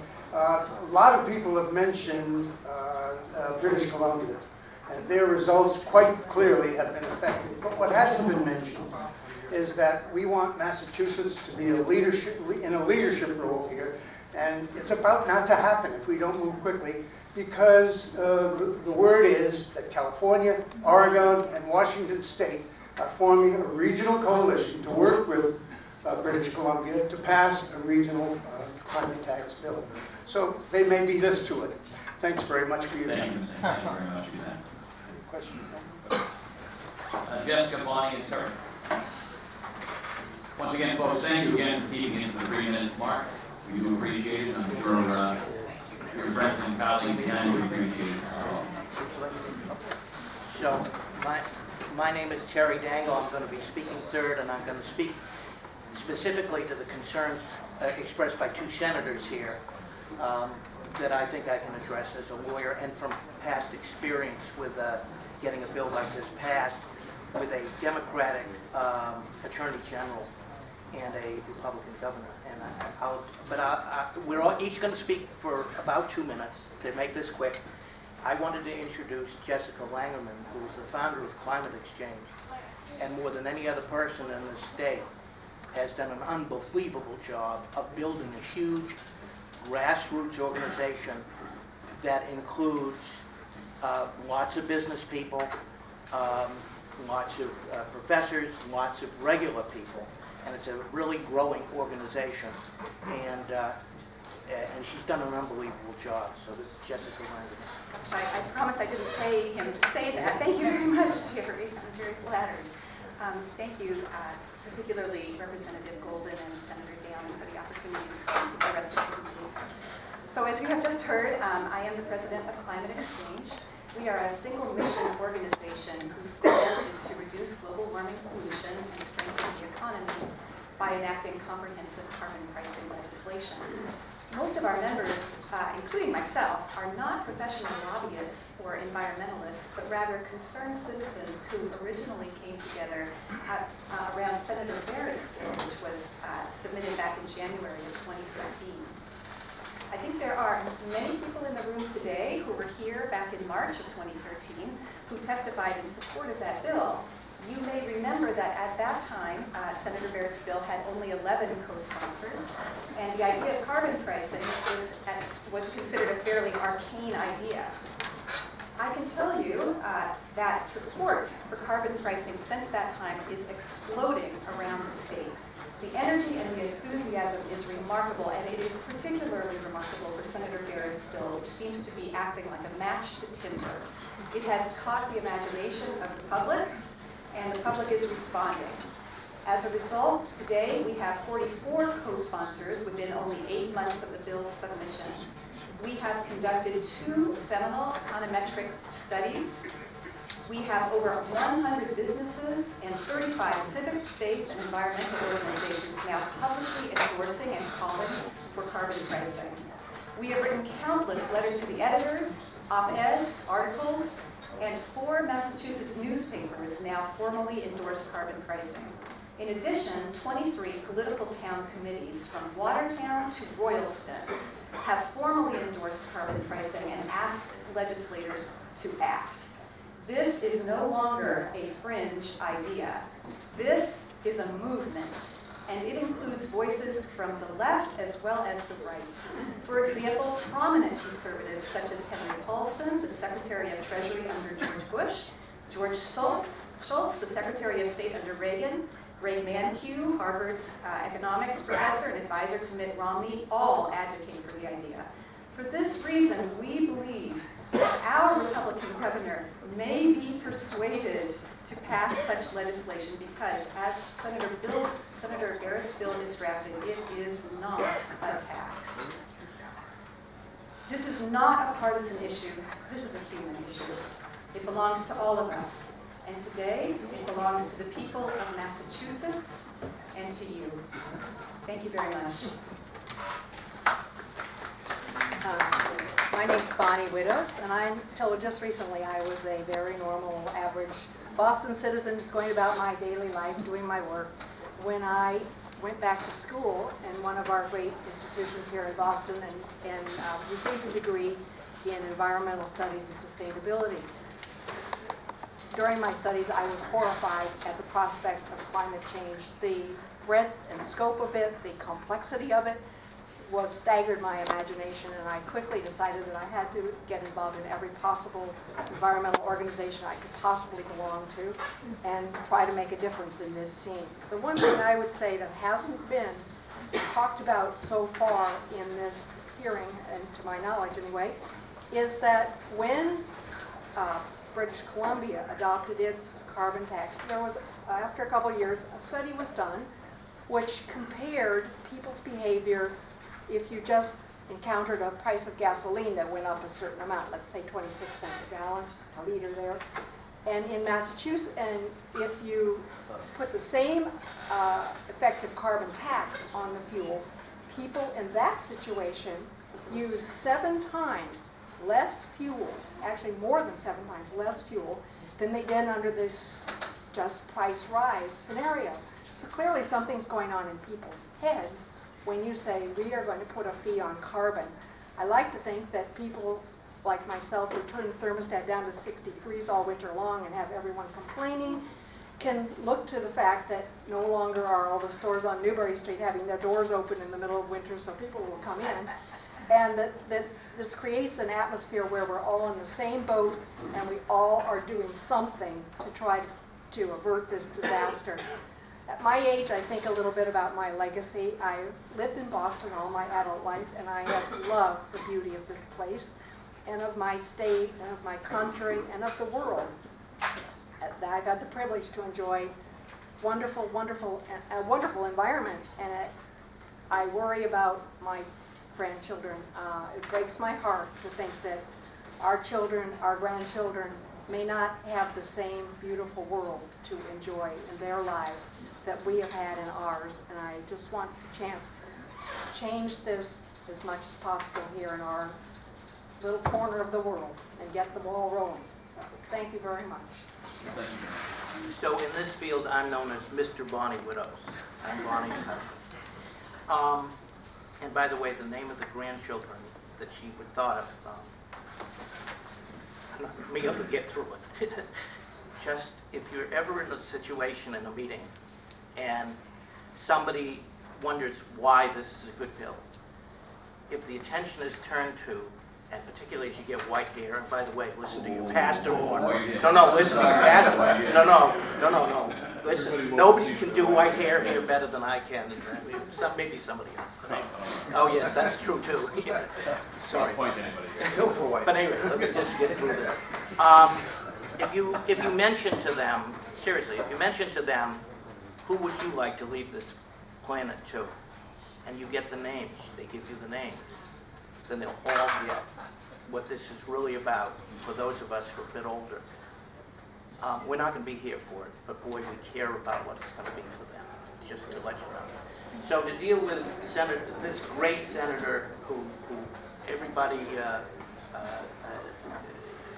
has appreciated his leadership in all of these issues, to get to his point.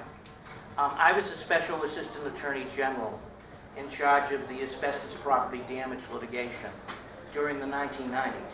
I'm happy to say that through my efforts and my staff, we returned many millions of dollars to the Commonwealth. But the question was, what was going to be done with the money? And I became intent on having it go into a trust, something there where the people knew that that money just wasn't going to get spent, but it was going to get spent to remove asbestos. So I went through with leaders from different parties, let's say the governor from one and the attorney general from the other, attorney general being who I was working for, trying to get a bill passed that had within it a trust very similar to the trust that's in Section 1. And I can tell you, at the end of the day, it did pass. It's worked beautifully.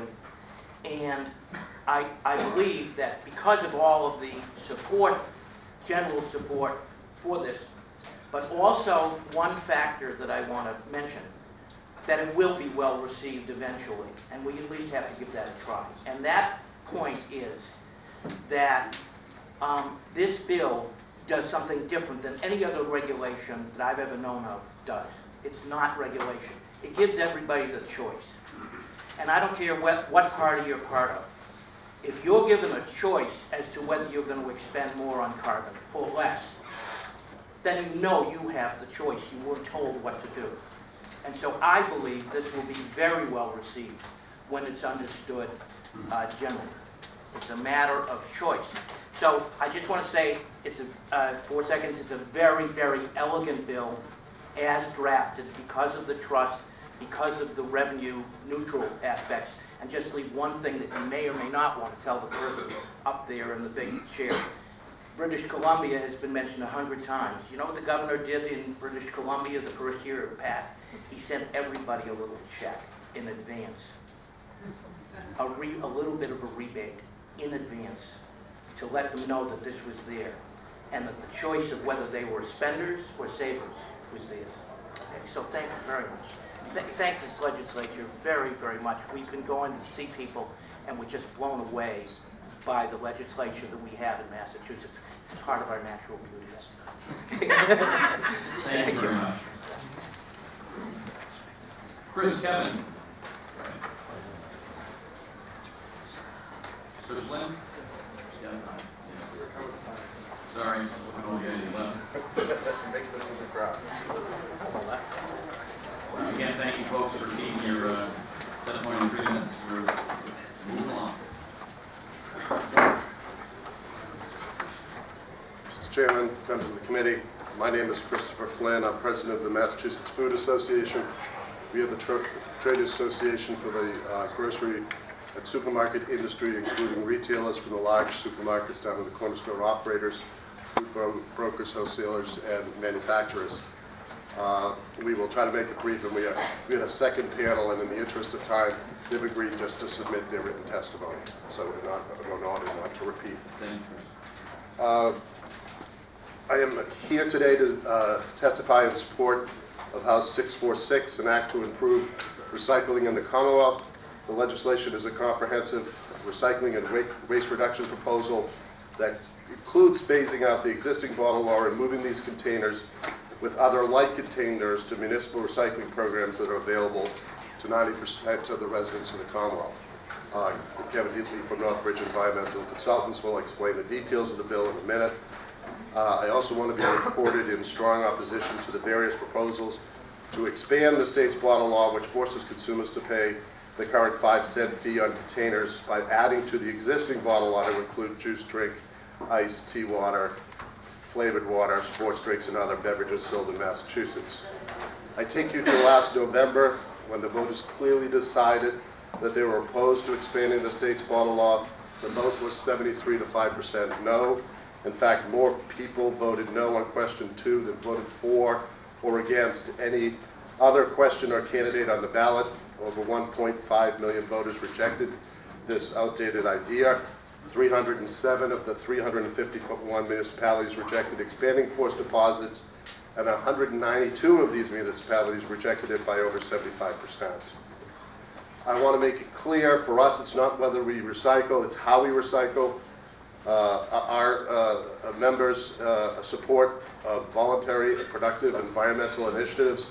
We have worked cooperatively with DEP on recycling of organic waste at food stores. We have a program, a memorandum of understanding that was signed in 2006 with DEP, where we already have over 330 stores that are certified on diverting their organic waste. And in March of 2009, we signed an additional MOU with the state to divert and reduce the use of disposable bags at supermarkets and grocery stores by 33% in 5 years, and we did it in less than 3. House 646 fulfills a commitment we made to this committee to provide an alternative with more financial support for municipalities than was in the past proposals we had. We took this seriously. The Cusack and Moore proposal provides a financial benefit by investing in municipal recycling and litter programs. And as part of this effort, the beverage industry has also put up over $500,000 for local programs to recycle and reduce litter with support dollars and infrastructure. I would like to ask Kevin Deatley to now outline how the proposal would work. Chair Golden, Chair Downing, members of the committee, my name is Kevin Deakley. I'm a partner at Northbridge Environmental Consultants in Westford. I am here representing the American Beverage Association, which includes as members the largest beverage companies in Massachusetts. I want to talk about 646 as a way of looking forward, as a way of not just jump-starting recycling in Massachusetts, moving Massachusetts to the next level of recycling. Everybody talks about, in the resource economy, about a circular economy and being able to close the loop on products. And this is about Massachusetts getting to the point where some other states have gotten in terms of upgrading and realizing what it is that has to be done to reuse the commodities that we're throwing too many of away these days, whether we're throwing in landfills or burning them. The key elements of this bill are, number one, to provide funding to the level of about $130 million of a capital transition fund that would be used to upgrade municipalities to reach best practices and best demonstrated abilities to improve recycling. But we would focus beyond just residential recycling. We'd be looking at recycling outside the home, we'd be looking at litter control programs, education programs, and incentive programs. So let me take a minute and talk first about the strategies that need to be deployed, and then secondly about the funding, because you can't have one without the other. And some of the legislation I'll talk about briefly in some other states hasn't done both. And the ones that have really succeeded are the ones that provide both the money and the strategy. So from a strategy perspective, the key thing for us is providing parallel access. That means that the way in which you dispose of something also means the way in which you recycle it. If it's at the curb and it's in a cart, single stream, for your trash, then your recycling should be in a cart, single stream, the same way. It should be done on the same day. It should be charged on the same bill. Everything needs to be simple for people in order to get participation rates for recycling up. If you look across the city of Boston in neighborhoods where there's parallel recycling and where there isn't, you get 50% greater performance in terms of recovery rates for materials where you have parallel access. We want to deploy parallel access and recycling across the Commonwealth, whether it's a drop-off program or a curbside program. We know what works. We know it works from all over the country. We just need to get it deployed in Massachusetts so that everybody can perform up to the top levels. We're also going to focus and emphasize incentive programs like Pay-As-You-Throw, which many of you know about, where people have to pay additional amounts to dispose of additional amounts, and you create an incentive for people to recycle more of everything. Education, away-from-home recycling are all key strategies. But the funding is the key here. The core of this funding is a $114 million fund that would be created through a fee on beverage distributors of 1 cent per container sold over the next 3 years after the bill is initiated. That penny would go into a pot, would be distributed by an independent board who would send it out to municipalities who agree to and who are complying with those strategies that we think are the most critical. The fund would also be seeded with $17 million from the unclaimed deposits that are paid by distributors each year. So for the first year, the deposit program would still be in effect. Half the unclaimed deposits would be used as seed money for this fund. At the end of that, the deposit would be eliminated. The 1 cent fee would go in on containers, and the board would have $130 million to work with in terms of distributing resources to make these upgrades. The other thing I want to mention is that municipalities and the recyclers in the Commonwealth would also gain access to roughly $18 million in commodity value per year for the aluminum and PET that's currently being swallowed up in the bottle bill. It's being used by distributors to offset the cost of that system. Once that's no longer there, that commodity value is in the hands of recyclers who can use it to drive down the cost of services to municipalities. This is not the only place that has looked at an issue like this. Delaware phased out its bottle bill in 2010. It imposed a fee on beverage containers for 4 years. It raised the revenue it needed to upgrade. The recycling rates are documented in my testimony in the supplemental material and what Chris is handing out or will hand out. Their recycling rate has increased more than any other state in the country. They've made an investment, they had funding, they had a strategy, and it worked, and they're knocking everybody else's socks off. Vermont has a similar terrific strategic idea for improving recycling. Same goals, same objectives, same strategies as we're talking about here. Act 148 in Vermont did not, however, provide a funding mechanism, and they are currently missing deadlines and wondering why they're not meeting the goals. We've got to have both funding and we've got to have the strategy. I think 646 acts as a good centerpiece of this and other legislation to use the funding that's being provided by the beverage distributors to advance recycling in a number of directions, not just residential and away from home, but commercial, bars and restaurants, other places where we need more and better recycling, and we can truly lead if we go this direction. Thank you for your indulgence. Thank you very much. Any questions from the committee? Seeing none, gentlemen, thank you very much. Thank you. Thank you. and Rick, Chris, and Ray. We got Christina and Brittany. Thank you very much. Max.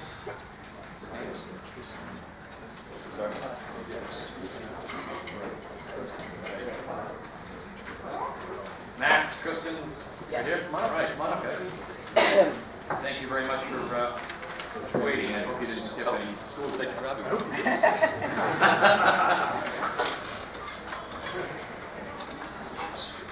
You can just say who's first. Sorry, what? Who's going to go first? Oh, I'm going first, okay. Let us know who you are. Hello, my name is Tristan Brown Vasquez, and before we start, I would like to thank the senators of the committee for listening to our testimony. My name is Max Nadeau, and I'm here as an old rich guy with big investments in the oil and gas industry. I'm here, obviously, to oppose this bill. And my name, as I said, is Tristan Brown Vasquez, and I'm a kid. I'm here today to support this bill. Senators, I'd like to start with the most obvious argument against this bill. Scientists haven't even proven definitively that this climate change thing exists. Just last night, I saw someone on Fox News that disagreed with all those scientists. And did you see how cold it got last winter? I didn't experience any global warming. And besides, even if I'm wrong, you and I will be dead by the time it matters. Actually, climate change is the greatest problem that humanity has ever faced. Global warming and temperature. Global temperatures are up 1.4 degrees since 1880, and we're already seeing the effects of this change on ourselves and our worlds. Much of this increase has been caused by carbon emissions, and even if the adults of today will not be affected by these problems, the adults of tomorrow, my generation, will be. Okay, but even if climate change does exist, it makes no sense to use market forces to address the problem. I mean, the only problems that the market can solve are mine. On the other hand, I think that an economic approach to climate change is the best option. As with cigarettes in the past, a higher price on carbon-fueled energy would encourage careful and reduced use from thoughtful citizens. Under the current system, dirty fuels have no cost for their damage, and people overuse them. While the legislature should be applauded for reducing the carbon footprint of the electric sector in Massachusetts, less has been done to address the transportation and heating sectors. In addition, since less money would go out of Massachusetts for imported energy under this bill, more money would remain in-state to create local jobs. Even if that were true, you're not considering the needs of the most vulnerable and needy citizens. People so endangered, we only have 1% of them left. I'm talking about my people, the very rich. If this bill passed, we'd have to cut way back on all of our various indulgences. Under this bill, any losses taken by the high consumers are passed back down to the under-average users, like people who take public transport rather than driving a car, or people who choose to build solar panels on the roofs. Whether with same-sex marriage or education, Massachusetts often leads the country to a better future. By putting a price on carbon, this bill will follow that tradition by lowering use, increasing awareness of carbon squandering, and leading Massachusetts in moving the rest of the country forward to a more environmentally friendly, sustainable future. Thank you. Thank you.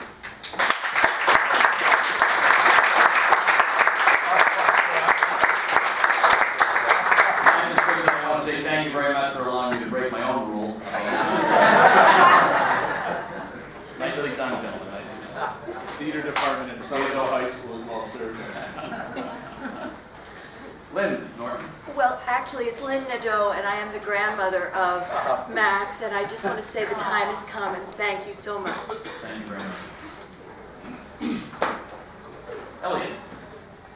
Honorable representatives and senators of our Commonwealth, Chairs Downing and Golden, thank you very much for hearing us. My name is Elliot Place, and I speak as a citizen of Hingham, Massachusetts. I'm very proud to have been born and raised in Massachusetts. I am in the field of education, and so Tristan and Max are great examples of our state's production. And I'm also proud that recently the Department of Education put Massachusetts at the top with regard to, of all the states, with regard to math and reading scores. And we continue to lead there. I take a stand today for us in Massachusetts to lead into a clean energy future. And I do that by standing for Senator Barrett's revenue-neutral Bill Senate 1747, for 4 reasons. First of all, it begins to assess the true realistic cost of using fossil fuels. Secondly, it provides a way for us to collect those revenues in a concrete manner. Thirdly, it incentivizes all of us in one of the 3 cardinal rules of saving our environment, which are recycling, reducing, and reusing. This one will get us to reduce our use of fossil fuels, which will help with the issue of global warming. And fourthly, it redistributes that revenue in a fair, equitable manner to all the citizens, therefore taking it out of the realm of being a tax. I want to especially emphasize that part for 2 reasons.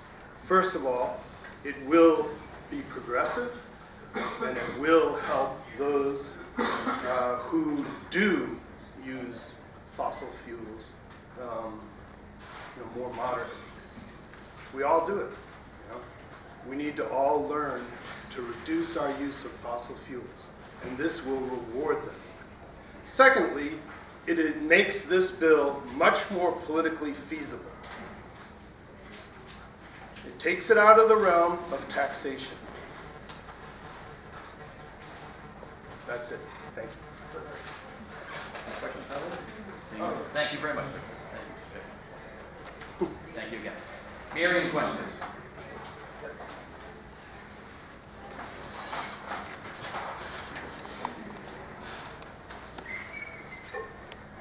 Thank you very much, Representative Golden, Mr. Downing, and I'd like to particularly thank Senator Barrett, who has over and over again shown his dedication to this, and this bill is a wonderful thing. We have a shared message, and I'm really just here to introduce our Friends meeting in Cambridge as being having endorsed this bill as a community, and we are working very hard to have the rest of the Quaker communities across the state become active in further endorsing it and speaking with their state representatives. So Mary has something to say. Thank you, Chairman. The Religious Society of Friends, the Quakers, believe that humankind must respect the ecological integrity and the sacredness of the natural world. People must choose activities, create institutions, and establish policies and laws that are beneficial to the earth and will help protect and regenerate ecosystems. It is a moral issue that speaks to value not measured by economic figures alone. The dominant culture of the world are late in recognizing our responsibility for climate disruption now wreaking devastation upon much of the earth and its inhabitants. Wendell Berry wrote, "To cherish what remains of the earth and to foster its renewal is the only legitimate hope of survival." I just want many of the compelling reasons that we urge Senator Barrett's bill be quickly moved to passage. I will repeat them, but I just want to underline 2. I lived in New York City, and I saw the helplessness of that great city to the surge with Hurricane Sandy. The city was helpless when the subways were flooded. There was nothing they could do. And so I saw the urgency of attention to global warming. And the other is, another compelling urgency is the transportation disruption. We suffered the great snowstorms this past year, and it apparently is likely because increased temperatures, air temperatures hold more water. It is likely that there can be greater snowstorms as we suffered in last year. So for those 2 reason, in addition to all that had been mentioned, I do urge this passage of this bill. Thank you. Thank you very much. Thank you very much. Tom Carthy?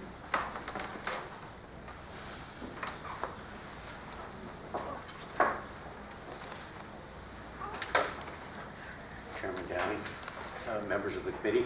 My name is Tom Tarpey. I'm the president of the Bay State Hydropower Association. The association represents about 95% of the ownership of hydropower in the state, which ranges in size from 5 kilowatts to 1,440 megawatts. I'm here to speak in support of the 4 hydro bills that are on your docket, and I'm not going to take up a lot of your time explaining what those are about, but I want to iterate that 2 of them correct what we see to be a regulatory duplication. One of them is a clarification in regulation between state and federal jurisdictions, and one of them is designed to level the playing field among the renewable generators in the state. We have the 2 former would be most efficiently corrected through regulatory means, and we have been in discussion with the concerned agencies, and they've heard our comments, and they're now in the process of assessing how they should respond. We would urge that you watch and listen to what happens there and exercise your oversight capability. And we plan to file testimony on these bills. So thank you very much for your time. Thank you very much for your patience. Any questions? Seeing none. Emily Kirkman? Emily? Once? Oh, sorry. There we go.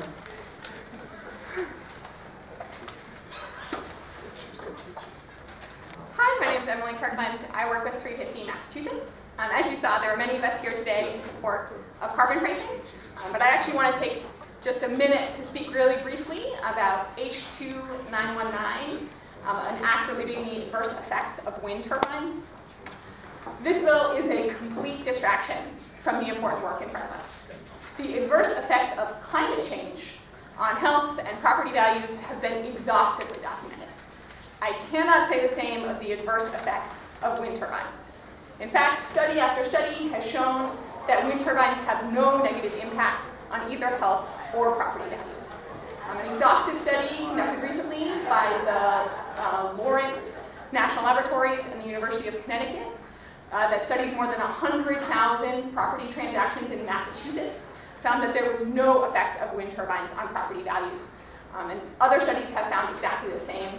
Similarly, on health effects, a study conducted by the Massachusetts Department of Environmental Protection in 2012 found no negative health impacts of wind turbines, and that result has been replicated by similar studies in Australia, Canada, and across the world. We all know that we have incredibly important work ahead of us to bring Massachusetts into an economy that relies on clean local energy, and this bill is a distraction from that vital work. Thanks. Very good. Any questions? Seeing none. Thank you very much. Next up, Allison and Lynn Gailey. Allison and Lynn. Allison and Lynn once. Allison and Lynn twice. Allison and Lynn not here. Jenny Gitlitz.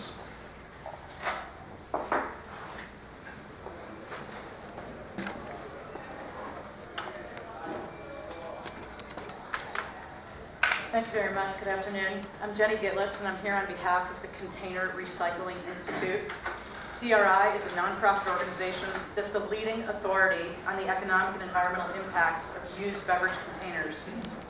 I'm here today to voice our support for the bills that would expand the bottle bill, H 2916, 2875, and 1752, and to voice our opposition to the bills that would repeal the bottle bill and would put the collected fees into a litter and recycling grant fund. The 1 cent fee would be fed into the litter and grant recycling fund. It would sunset after 3 years under 646. These bills would be a big giveaway to the local and multinational beverage companies at the expense of Massachusetts taxpayers and at the expense of the environment. Although they're designed to increase recycling, the irony is that our analysis shows they're actually going to decrease recycling. they're going to dismantle the deposit system and lower recycling rates.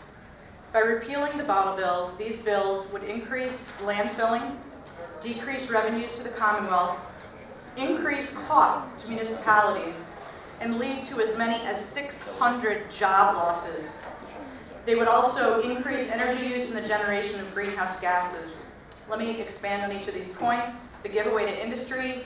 We estimate that the beverage industry would save $174 million over 10 years. The Commonwealth would lose $350 million in 10 years because of the loss of unclaimed deposits, with no plans to replace this revenue.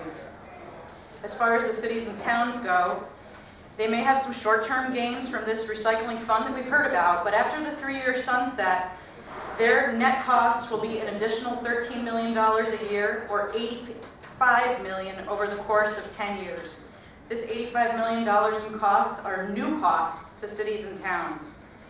Also, there will be job losses to 150 redemption centers across the state that employ over 600 people. The environment will lose.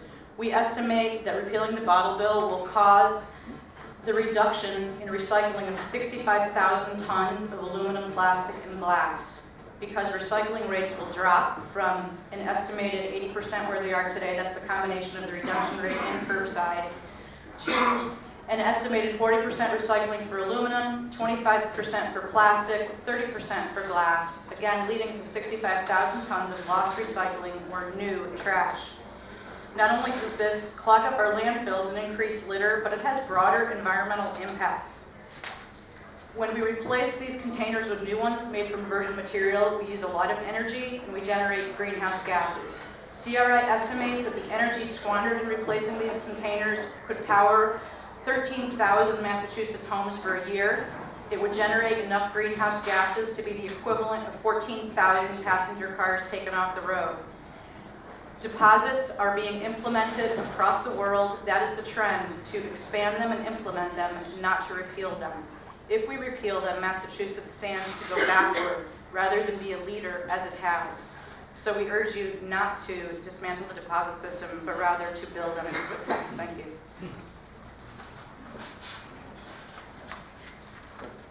Around the show now? Oh, no, I was going to say questions. Go ahead. You're around the show. It's a lot quicker. All you. Questions? Thank you very much. Thank you. Janet, Michelle, and Ken.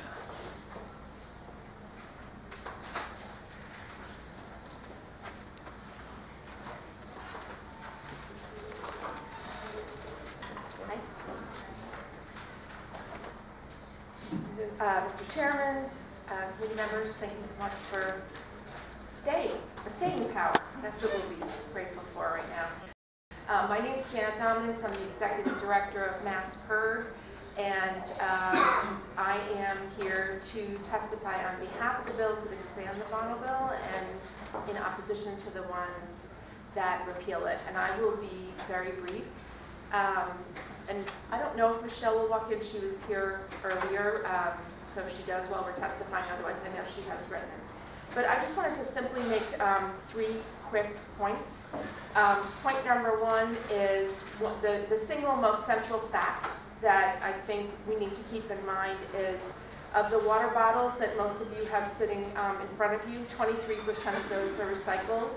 Containers with a deposit, those carbonated beverages that were really what existed when the bottle bill originally passed, 80% of those are recycled. So it's 80, 23. That's the fact that I think we should all keep in mind when talking about the container deposit system. That's number 1. Number 2, we reckon with the vote that was referenced in November of last year. I don't think anybody in the Commonwealth would say they voted for more litter and less recycling. So we get quickly to number 3. How do we most effectively decrease litter and increase recycling?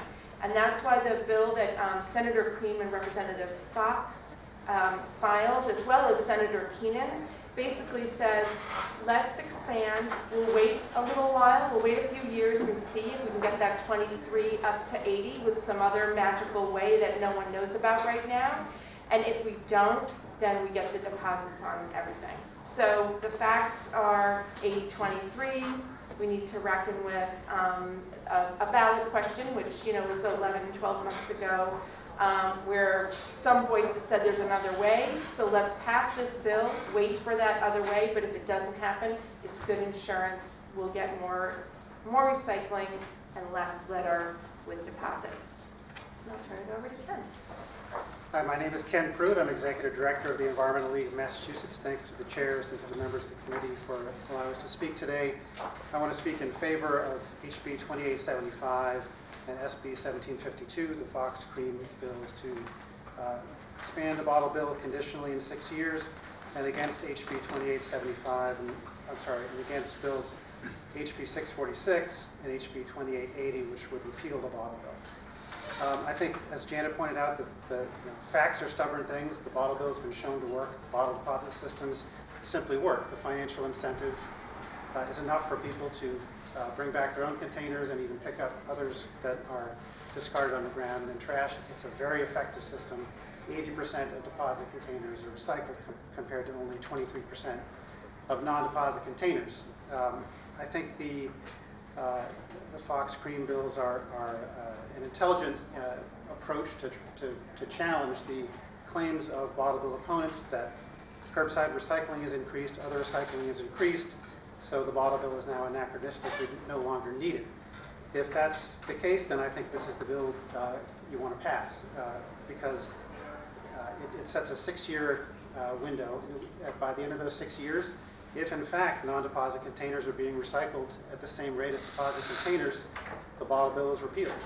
If that's not the case, and if the bottle bill continues to, the deposit system continues to be as effective as it is, and much more effective than any other recycling method, then the bottle bill is expanded to include water bottles and non-carbonated beverages. So I think it's a test, and we're willing to live with the consequences. We think that the bottle bill will continue to be more effective, but we're willing to put our money on the table on that. Regarding the repeal bills, the House 646 and 2880, first of all, a 1-cent litter tax is woefully insufficient to fund any kind of replacement ramp up of public area recycling to try to replace the bottle bill. It just won't do it. The Sierra Club study done a few years ago showed that it would be only a tiny fraction of the cost to try to establish even a modicum of public area recycling throughout the Commonwealth.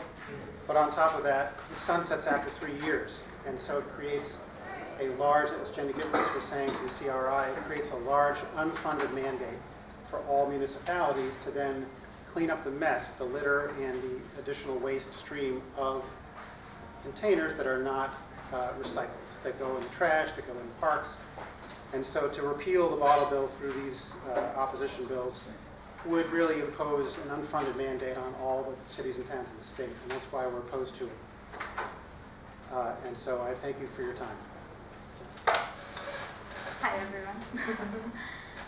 Thanks for the opportunity to testify in support of an act to increase container recycling here in the Commonwealth. My name is Michelle Weiser, and I'm a community organizer with Toxics Action Center Campaigns. Toxics Action Center Campaigns is a public health and environment nonprofit that works side by side with residents to prevent and clean up pollution in neighborhoods. Since 1987, we have assisted over 750 communities in the development of campaigns to clean up hazardous waste sites and prevent new, dangerous waste, energy, and industrial facilities. We support this bill because we work with communities who are burdened by the impact of our throwaway consumer society. What we bury in landfills and burn in incinerators pollutes our air and water and threatens public health across the Commonwealth. Increasing container recycling will reduce the solid waste that ends up in these facilities. So let me tell you what that means to the 3 communities who we are working with. Bless you. So in Dartmouth, we've been working with a group of residents called the South Coast Alliance for a Cleaner Tomorrow. And Gloria and her neighbors live next to an unlined landfill that's been operating since the 50s. And the owner is attempting to take in more toxic waste before the landfill closes. Gloria and the group are concerned about their drinking water because the site is surrounded by wetlands, and they're working to get the landfill properly capped and monitored. In Southbridge, we've been working for years with a group of neighbors from the Tri-Town area, which is bordering Casella's massive landfill. A handful of homes near the landfill have found levels of 1,4-dioxane, which is a cancer-causing chemical in their wells that exceeds safe drinking water standards. Casella is currently giving these families bottled water to drink, and parents, like Will, have to decide whether to let their children shower and bathe using their polluted well water. And finally, Saugus is home to one of the biggest incinerators in New England and belches out more than 1,500 tons of waste a day. Residents of Saugus, Lynn, and Revere are exposed to toxic chemical emissions, which we know lead to high levels of asthma, cancer, learning disabilities, and reproductive disorders. We are working with community groups, and we recently testified to prevent the expansion of the Saugus incinerator ash landfill and to guarantee its closure by December of 2016. We know that landfills leak. We know that incinerators belch toxins, and this is really our chance to go upstream and reduce waste on the front end. So an act to increase container recycling in the Commonwealth establishes a pragmatic approach to increasing the recycling rates for non-deposit containers, and it will ensure that less waste is burned or buried. And this isn't just about better recycling policy. This is about how people in Massachusetts are living their lives. It's time for Massachusetts to be proactive in ensuring the good health and protecting the environment for its present and future generations. So again, we ask you to grant this proposed legislation a favorable report, and thank you for your consideration. Thank you very much. Any questions from the committee? Seeing none? Thank you. Thank you. For your testimony. Richard Clapp. Richard Clapp. Going once. Going twice. Gone. David Baker. Backer, excuse me. David? All right.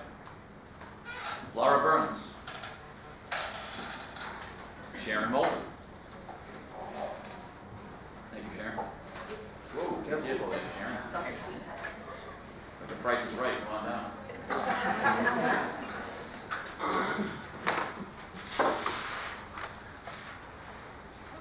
I'm from Northampton. I'm on the steering committee of Climate Action Now, which is a grassroots group. I'm also involved in lots of interfaith justice work. And I'm also a mother and a grandmother, and my grandchildren and daughter live in the state. So I come with a real feeling of urgency about doing something. I talked with farmers this week, and nobody's given the farmer's perspective, so I have a couple interesting farmer perspectives. First is a farm called Benson Place in Heath, and they are not a carbon-free place, but they said to me, my conscience says I'm happy to pay more money on a carbon pricing system. A farmer's business. A farm is a business, but it's also a stewardship of the land. And then I talked with the Sawyer Farm in Worthington, which is a sustainable vegetable and meat farm that's gone 100% carbon neutral.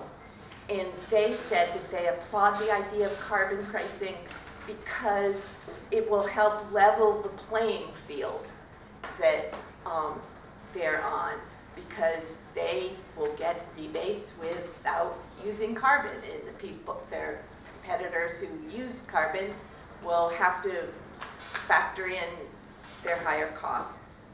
I also was a recent delegate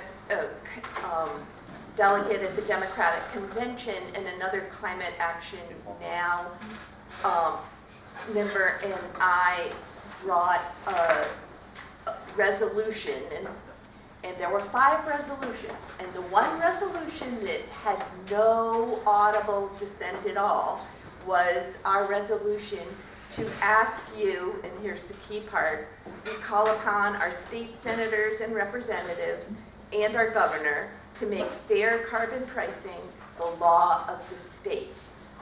And if you're worried that there needs to be pressure brought to bear on someone, I'll tell you there is a tremendous amount of grassroots support, and we're ready and anxious and already trained to give you support. So I really urge you, because time is of the essence, and yes, carbon pricing is good, but it takes time. So that means you need to start it now. Thank you. Thank you very much for your testimony. Next up, Dave Doucette.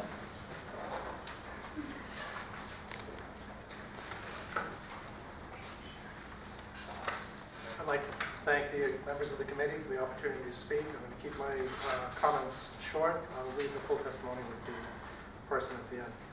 My name is Dave Doucette. I'm involved in 315 Mass. I'm a candidate for Marlborough Ward 2 City Council. I had a 30-year career in high tech. My experience in engineering and product management was explaining complex technical issues to experts and non-experts and working towards a common consensus. I applied this experience in my research and discussions about carbon tax in the state. There's been quite a few of them. Implementing a carbon tax, well actually, I support Senate Bill 1747 with reservations. I feel that implementing a carbon tax is a lot like associating your sewer fees to your water bill. But sewer fees are used to clean the water. Why aren't we using the money to clean the atmosphere? Senator Barrett's bill does not include any investments in alternative and renewable energy. Senator Pacheco has 20% to address the funding for these projects. There are many in this audience that was here previously that would actually like to see that number higher. The benefits of renewables that it's local energy. The more that local energy is captured, the less need there is for imported fossil fuels. The state should support more projects and incentives for our towns and cities to develop solar, geothermal, coastal wind. These are proven technologies that allow us to reduce our demand for fossil fuels. The less imported fossil fuels, the less economic outflow for energy needs for a region, which benefits our Commonwealth. Funding of these projects can be completed and still remain revenue neutral too. State funding for the renewable energy programs can get matched by federal grants as well as local investments. This amplifies the money spent to reduce emissions, and it becomes a jobs bill, since this would fund these energy programs within the state. Now, there are gaps in carbon fuel emissions that the state can't tax. Federal regulations bar states from taxing aircraft fuel. That leaves out much of the carbon emissions related to Logan and other airports. Not covering the air industry also has a wealth gap. The wealthier you are, the better chances of you flying. The poor rarely, if ever, fly, so the flying rich get less impacted by this tax. My question to members of the committee, is there an alternate approach, such as fee for aircraft, a mile for passenger, or a ton of transport, that could be applied to the aircraft industry? There are those who say the price alone will reduce consumption. Many will claim and have claimed about the benefits of the British Columbia carbon tax. But the British Columbia carbon tax is part of a broader energy plan for their province. That included a $14 billion investment in public transportation. Wouldn't the MBTA like to see that? So imagine how that would impact riding readership. It's also critical to compare carbon tax costs, even at $40 a ton, to the long-term price increases and fluctuations of price of oil and gasoline. From 2000 to 2012, the price of gasoline rose from $1.76 to $3.40 a gallon. That's an increase of $1.64.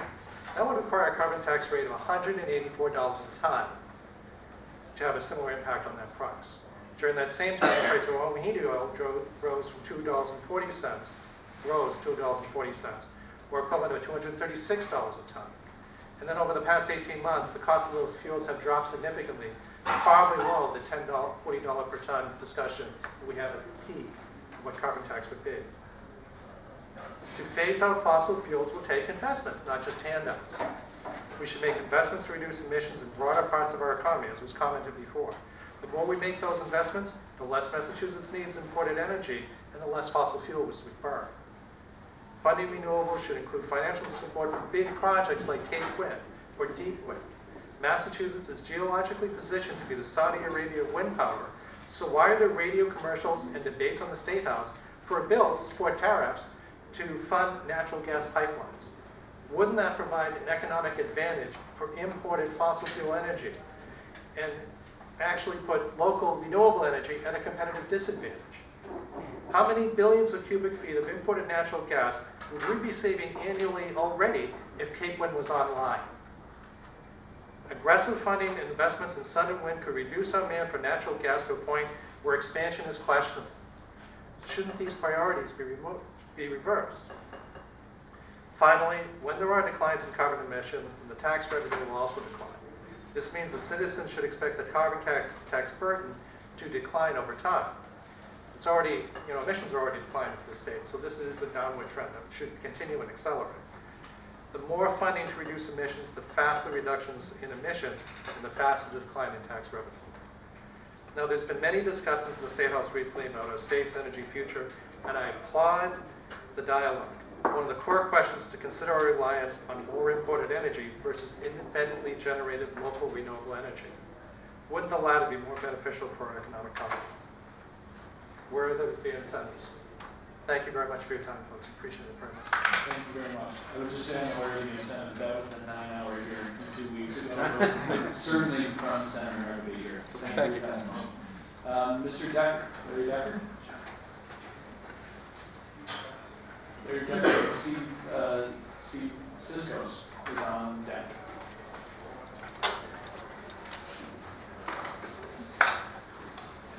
My name is Larry Decker. I'm a member of 350 MA and also a member of the Massachusetts Interfaith Power and Light, and I'm chair of the Climate Action Team at First Parish Unitarian Church in Framingham. I'm the father of 5 and grandfather of 10, and I'm concerned about their future. I have to look them in the eye, and I talk to them about all the problems that climate change is causing right now. The hurricanes, the floods. We were just out in California, and they're in a 4-year drought. And they're worried about producing vegetables in the Central Valley, and they provide 50% of the food of the country. We're just seeing the tip of the iceberg of climate change right now. Can you imagine what it's going to be like in 2050 or 2100? It's probably going to be 10 times as bad as it is right now. And I realize there's some obstacles to getting Senator Barrett and Senator Pacheco's bill passed. I support both of them. And I can't imagine that the governor can't be brought around if he can listen to some of the arguments that we've heard here today. So I encourage you to work hard and get those 2 bills passed, because I want to be able to look my grandchildren in the eye. Thank you very much. Thank you very much. Steve Lozowski. Thank you very much, Mr. Chairman. Good afternoon, Mr. Chairman, members of the committee. Steve Lozowski from Waste Zero. We are the largest waste reduction company in America. We work with more than 100 communities in Massachusetts to increase recycling, reduce the amount of money they have to pay to dispose of recycling in their incinerator or their landfill, and invest that money in public services. And when our testimony is with regard to bottle bill related issues, House Bill 646 and others, we were involved in the deliberations last year with regard to some of the bottle bill issues, and specifically with regard to the special report that was issued on the bottle bill. And we believe that for discussions in this session and moving forward, we must agree on some universal core principles. And that being, whatever happens with the bottle bill, if we expand it, if we maintain it, if we amend it, whatever happens, that we maintain our admittedly insufficient recycling rates in Massachusetts. We are recycling, we are doing better than some other states, but those rates are insufficient. We have a solid waste crisis here in Massachusetts. We are spending, by estimates of Commonwealth Magazine's winter 2005 profile issue is focused on solid waste. We spend $160 million a year in Massachusetts to burn and bury recyclable material valued at $200 million. So we spend $160 million to destroy over $200 million worth of value. It makes absolutely no sense. We know how to do better. We can do better. We can create jobs with this money. We can invest it in public services. We can save money for businesses. We can do all the good things that are possible when we increase recycling. Why do we have a solid waste crisis? In the 1980s, we had 302 landfills operating in Massachusetts. Now we have 11. 2 closed this year, 2 closed the next year. By 2020, we won't be exporting the 1.3 million tons of trash we exported during the recession. We'll be exporting 3 million tons, plus all the new growth from our economy. We'll be exporting an enormous amount of trash, most of which is recyclable, and we could keep here in Massachusetts, saving money and creating jobs. So when I look at the bottle bill legislation, I think of Senator Pacheco's legislation, Senate Bill 454, paired with House Bill 671, an act relative to recycling that expands the discussion, that talks about other ways to increase recycling, and could save millions and millions of dollars for cities and towns and for businesses in the Commonwealth. That legislation, parenthetically, is sponsored by a number of members of the committee, 1/4 of the entire legislature, supported by businesses, supported by environmental organizations and others. So when we think of the bottle bill as a waste reduction company, we think of the opportunity this year to expand the discussion, establish a baseline that we will do nothing that reduces recycling because we need to do more of it, but an opportunity to expand the discussion and move beyond where we have been in the past to make real progress from an environmental standpoint, from a recycling standpoint, and a financial standpoint.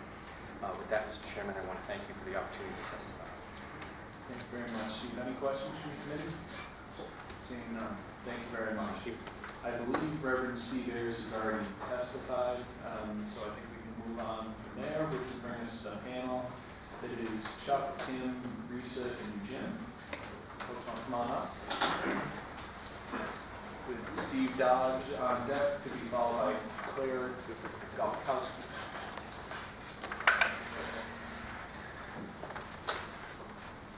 Gentlemen, thank you for your patience, and begin whenever ready. Okay. Good afternoon, Chairman and members of the committee. My name is Chuck Riegel. I'm Senior Vice President, Government Affairs for TOMR North America.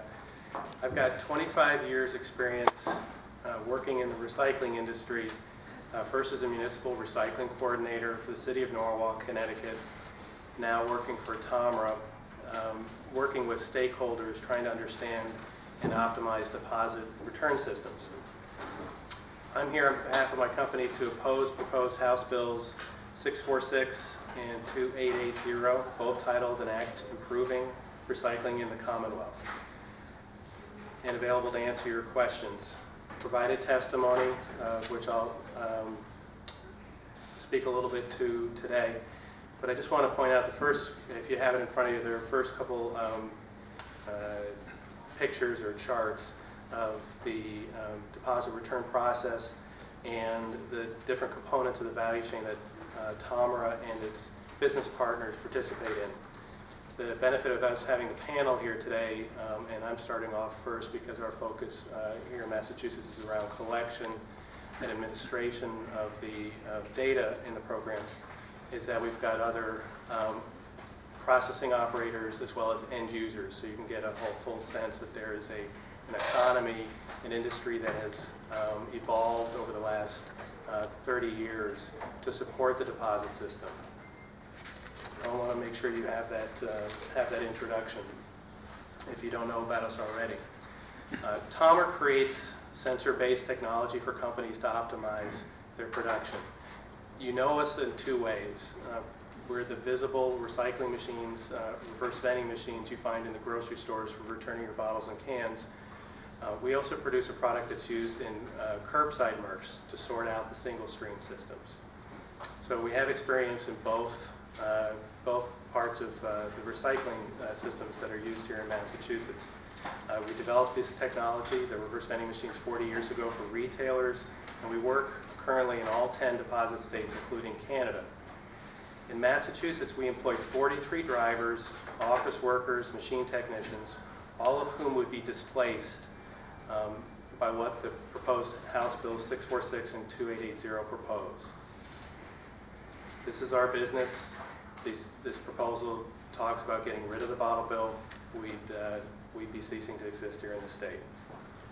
Along with our competitor, VIPCO, we've invested in a collection infrastructure of almost 3,000 RVMs that spans across the state. And we've invested in 2 processing companies, first partnering in a joint venture called TOMR Massachusetts, and the other, UltraPet, which processes PET bottles. I'll conclude since my time's up that we ask the committee to support policies that reduce litter and grow the recycling economy. You might first consider returning the unredeemed deposits if you want to invest in the collection infrastructure to pay for the deposit system. And if monies remain after that, support the curbside programs that are also collecting beverage containers. But we ask you that you reject these two bills that destroy value and the jobs that our companies provide. Thank you. My name is Tim Cusson. I'm Vice President of Business Development for Parallel Products. In 2004, Parallel Products located in Massachusetts as a result of the bottle bill. We came here because of the superior material that the bottle bill generates through the collection process. We've since invested over $18 million in developing facilities in both New Bedford, Massachusetts and Billerica, Massachusetts. We currently employ over 100 employees in those two communities and surrounding areas. We handle as a company both deposit and non-deposit material. And I can say that the deposit material is far superior to the curbside collected material and allows us to process it further into the system to be used again into new bottles or other products, where a curbside product can generally go into only lower end uses. We're also looking at expanding our vertically into the manufacturing process. We're currently have been awarded some investment tax credits to purchase an old Polaroid manufacturing facility of over 200,000 square feet in the New Bedford area, and we'll be revitalizing that building and adding additional vertical integration into the manufacturing process. With that new facility, we'll be looking at employing at a minimum of at least 50 new employees over the next 5 years to bring our employment well north of 150 employees in the state of Massachusetts. All that would be in jeopardy with the passage of House Bills HB 646 and HB 2880. So I strongly urge that those do not pass, and I'd also like to welcome the committee to visit any of our facilities at any time to see the difference between the two products and what is happening in the system. Thank you for your testimony.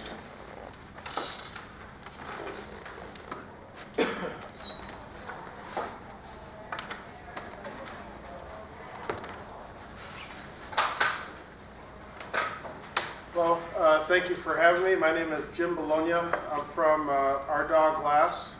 The Our Dog Group is a global company operating in two business segments, glass and metal packaging. Both segments, with plants around the world. In Europe, we have 43 metal plants and 20 glass plants. In the Asia Pacific, 4 metal plants. And in the U.S., we have 7 metal plants and 15 glass plants. With me today, I brought Bill Nelson. He's our local president of the GMP Union, which is glass, mold, and pottery makers. We have a plant in Milford, here in Massachusetts.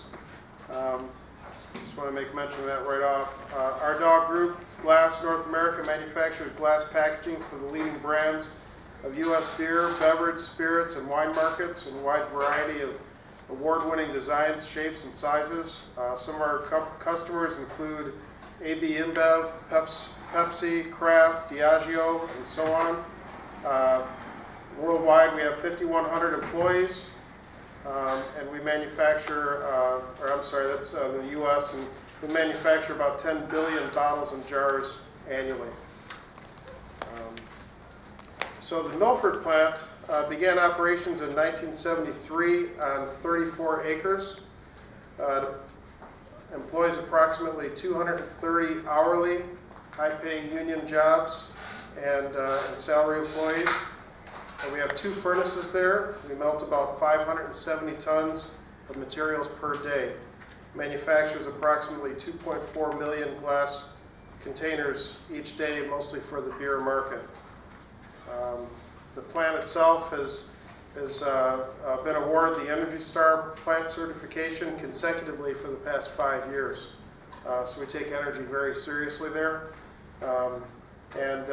We have basically furnace controls. One's an oxy furnace, oxy fuel, and one is a selective catalytic reduction furnace, which superheats air through checkers and a series of block walls. and we have an electric precipitator for both furnaces.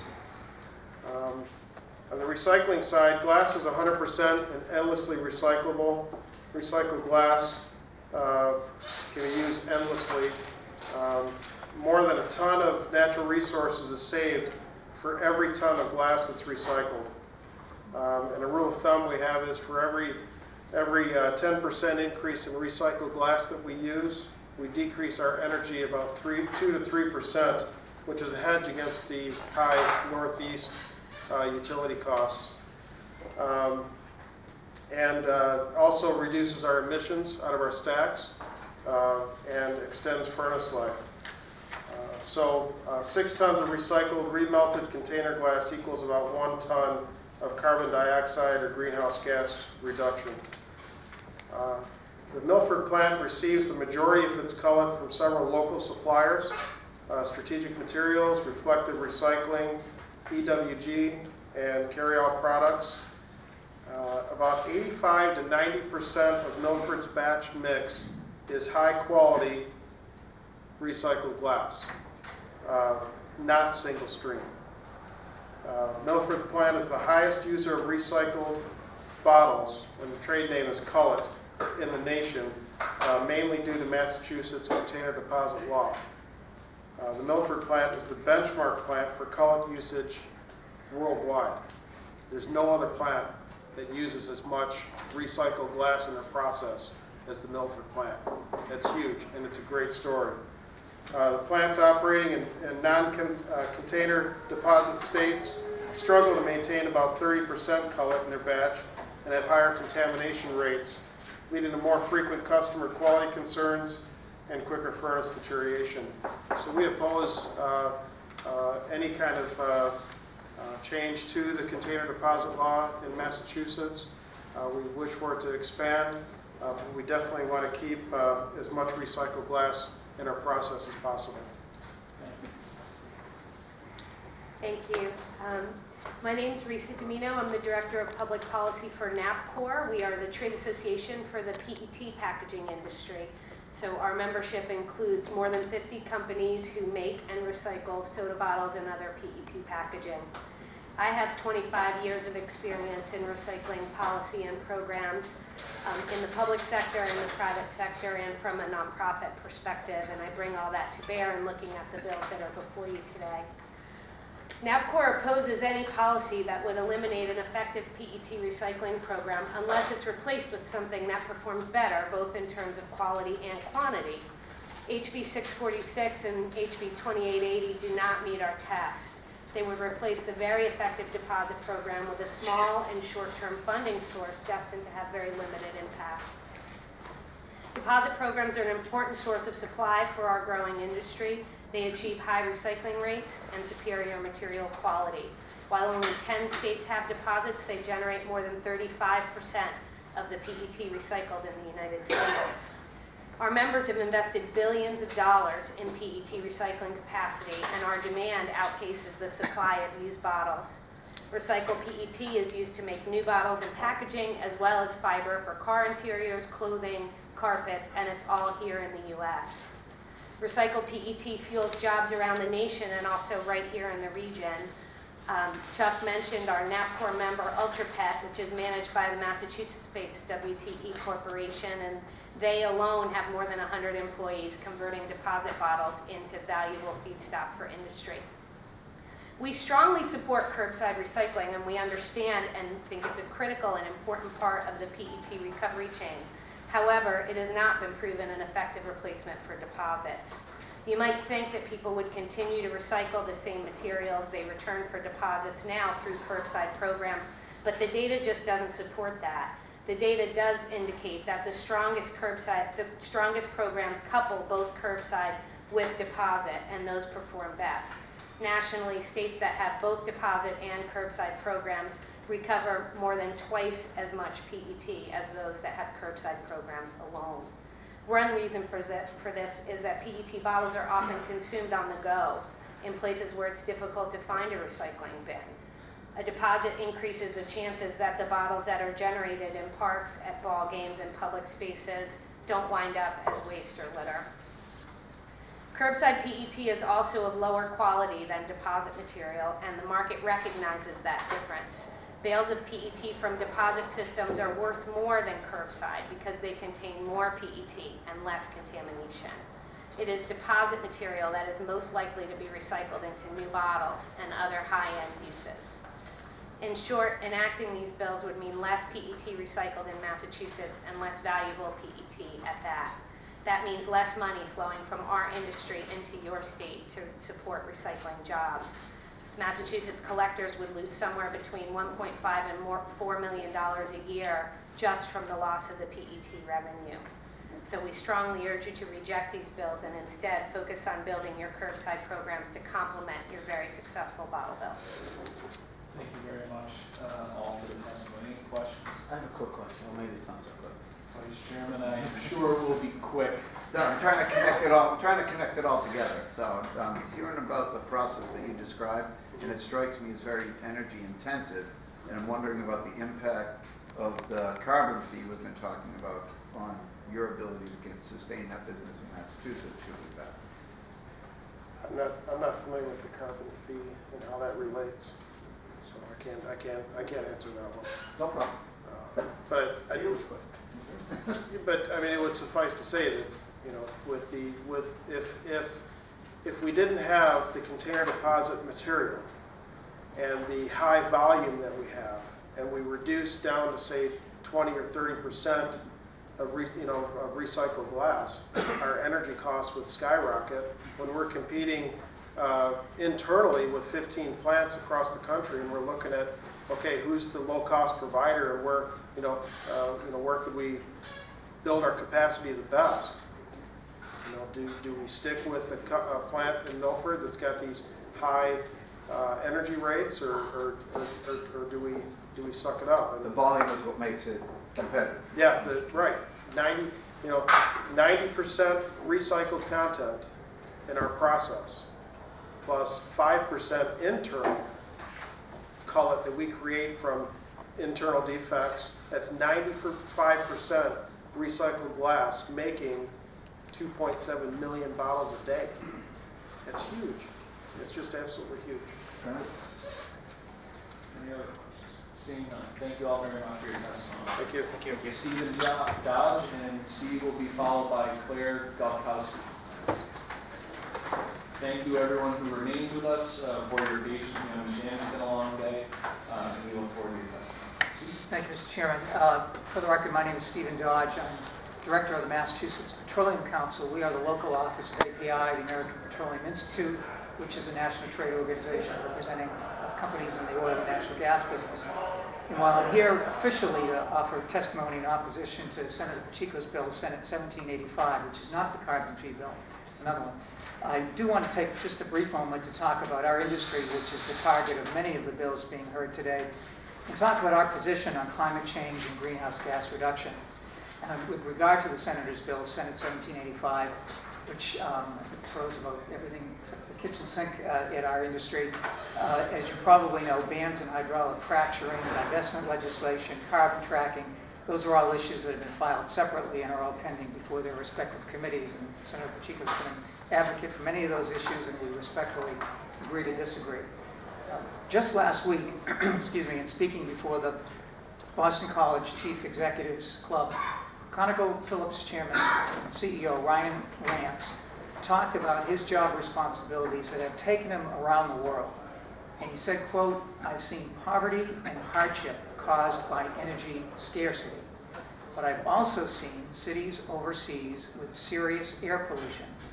ConocoPhillips takes very seriously our multiple responsibilities to supply abundant and affordable energy in a sustainable manner," end quote.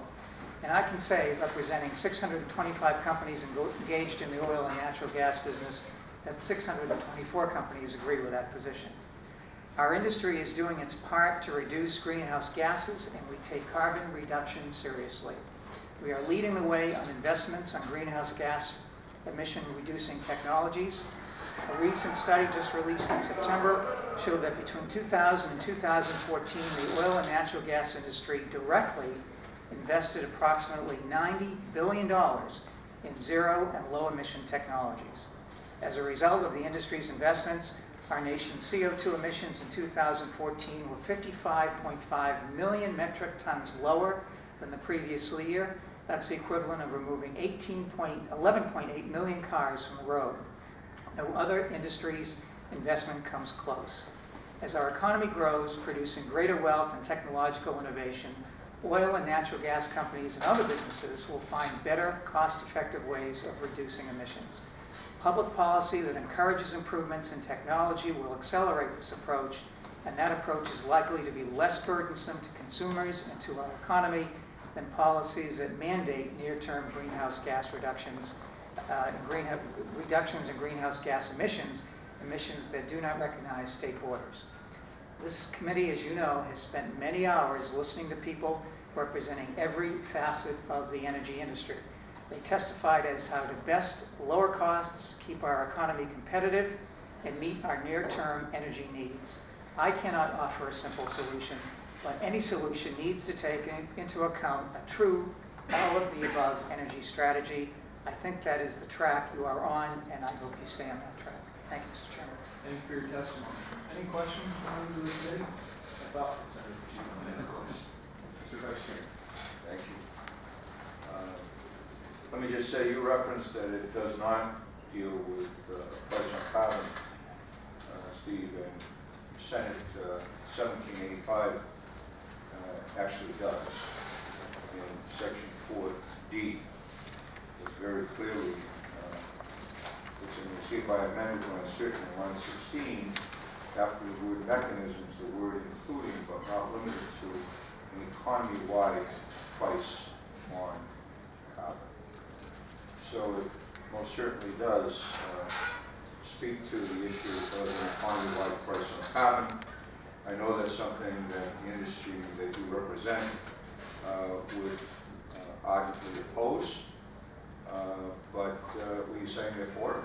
No, we don't take a position on that. And I think I was just clarifying that it wasn't 1786, which is primarily, I think, a carbon tax, or a carbon fee bill.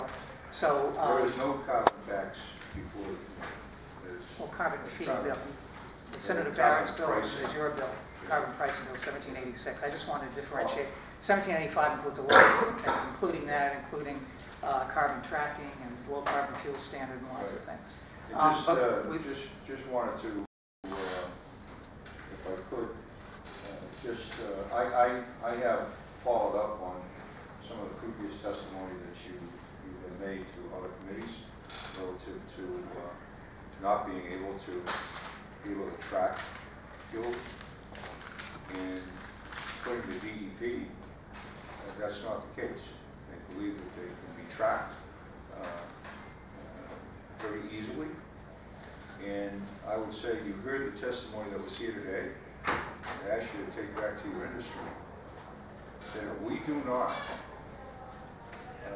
do something relative to a clean fuel standard in Massachusetts, and if we don't track it, then all of the progress, everything that we've done to this point in time, all the greenhouse gas reductions that we've seen take place, and even with one of the carbon pricing bills, if we were to pass any one of them, would all be erased because we're not dealing with a fuel standard, Steve. So I would just ask you, we have, I'm one of the people here that are taking this issue very seriously. I really wish the industry would do the same. And if I could answer that, and we are, Mr. Chairman, I think we are taking it very seriously, which is why I'm here at this hour and testifying to make the industry's case. You asked me the first time about carbon fee, and I specifically did not testify against or for those bills. Our industry, and as alluded to earlier in earlier testimony, several CEOs of several of the major companies have said somewhat sympathetic things towards a carbon fee. However, I think if you look carefully at what they say, they've said that it has to be approached on a national and international level, that it does not work well on a local level.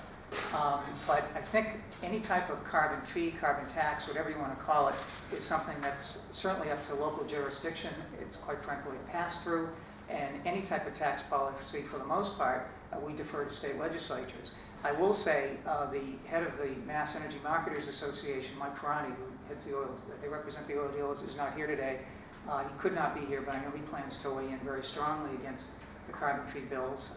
He feels that they will hurt his industry dramatically, as are the energy marketers who represent the retail sector. We, for the most part, do not represent the retail sector for petroleum products. And with regard to the carbon tracking, I'll just say briefly that in the testimony I submitted at the time of the hearing, there is a logistical problem with carbon tracking because it's almost impossible to determine where crude comes from. It could come from multiple areas for a refinery. That molecule, once it leaves the refinery, can go in a zillion different places, and it's virtually impossible to track. I think the previous DEP, the previous commissioner, and the previous administration had said some things along those lines, and he thought it could be done. Quite frankly, I don't see how it can be done. It's not done anywhere else, and it's a physical impossibility to track those molecules from the pump back to the distributor, back to the refinery. And that was the gist of my comments on the tracking. Yeah, I just wanted to clarify that if you want to have a conversation with David Cash, he can tell you exactly how it can be done. Thank you. Thank you. Thank you for the testimony. Thank you for the question. Any further questions? Seeing none. Thank you. Thank you very much. Claire Galkowski to be followed by Louise Grabowski. Oh, good afternoon. Thank you all for staying. This is a long haul. It's longer than last week, I guess. Here's my written testimony. There are 6 copies. I also emailed several of you yesterday with it. So, I'm Claire Galkowski. I work for the South Shore Recycling Cooperative, which represents 14 municipalities and their solid waste programs on the South Shore. I would say I favor anything that will lead to the swift reduction of greenhouse gas emissions. And honestly, I never thought I'd utter the word bottle bill in a hearing ever again. I've done it for 14 years, but here we are.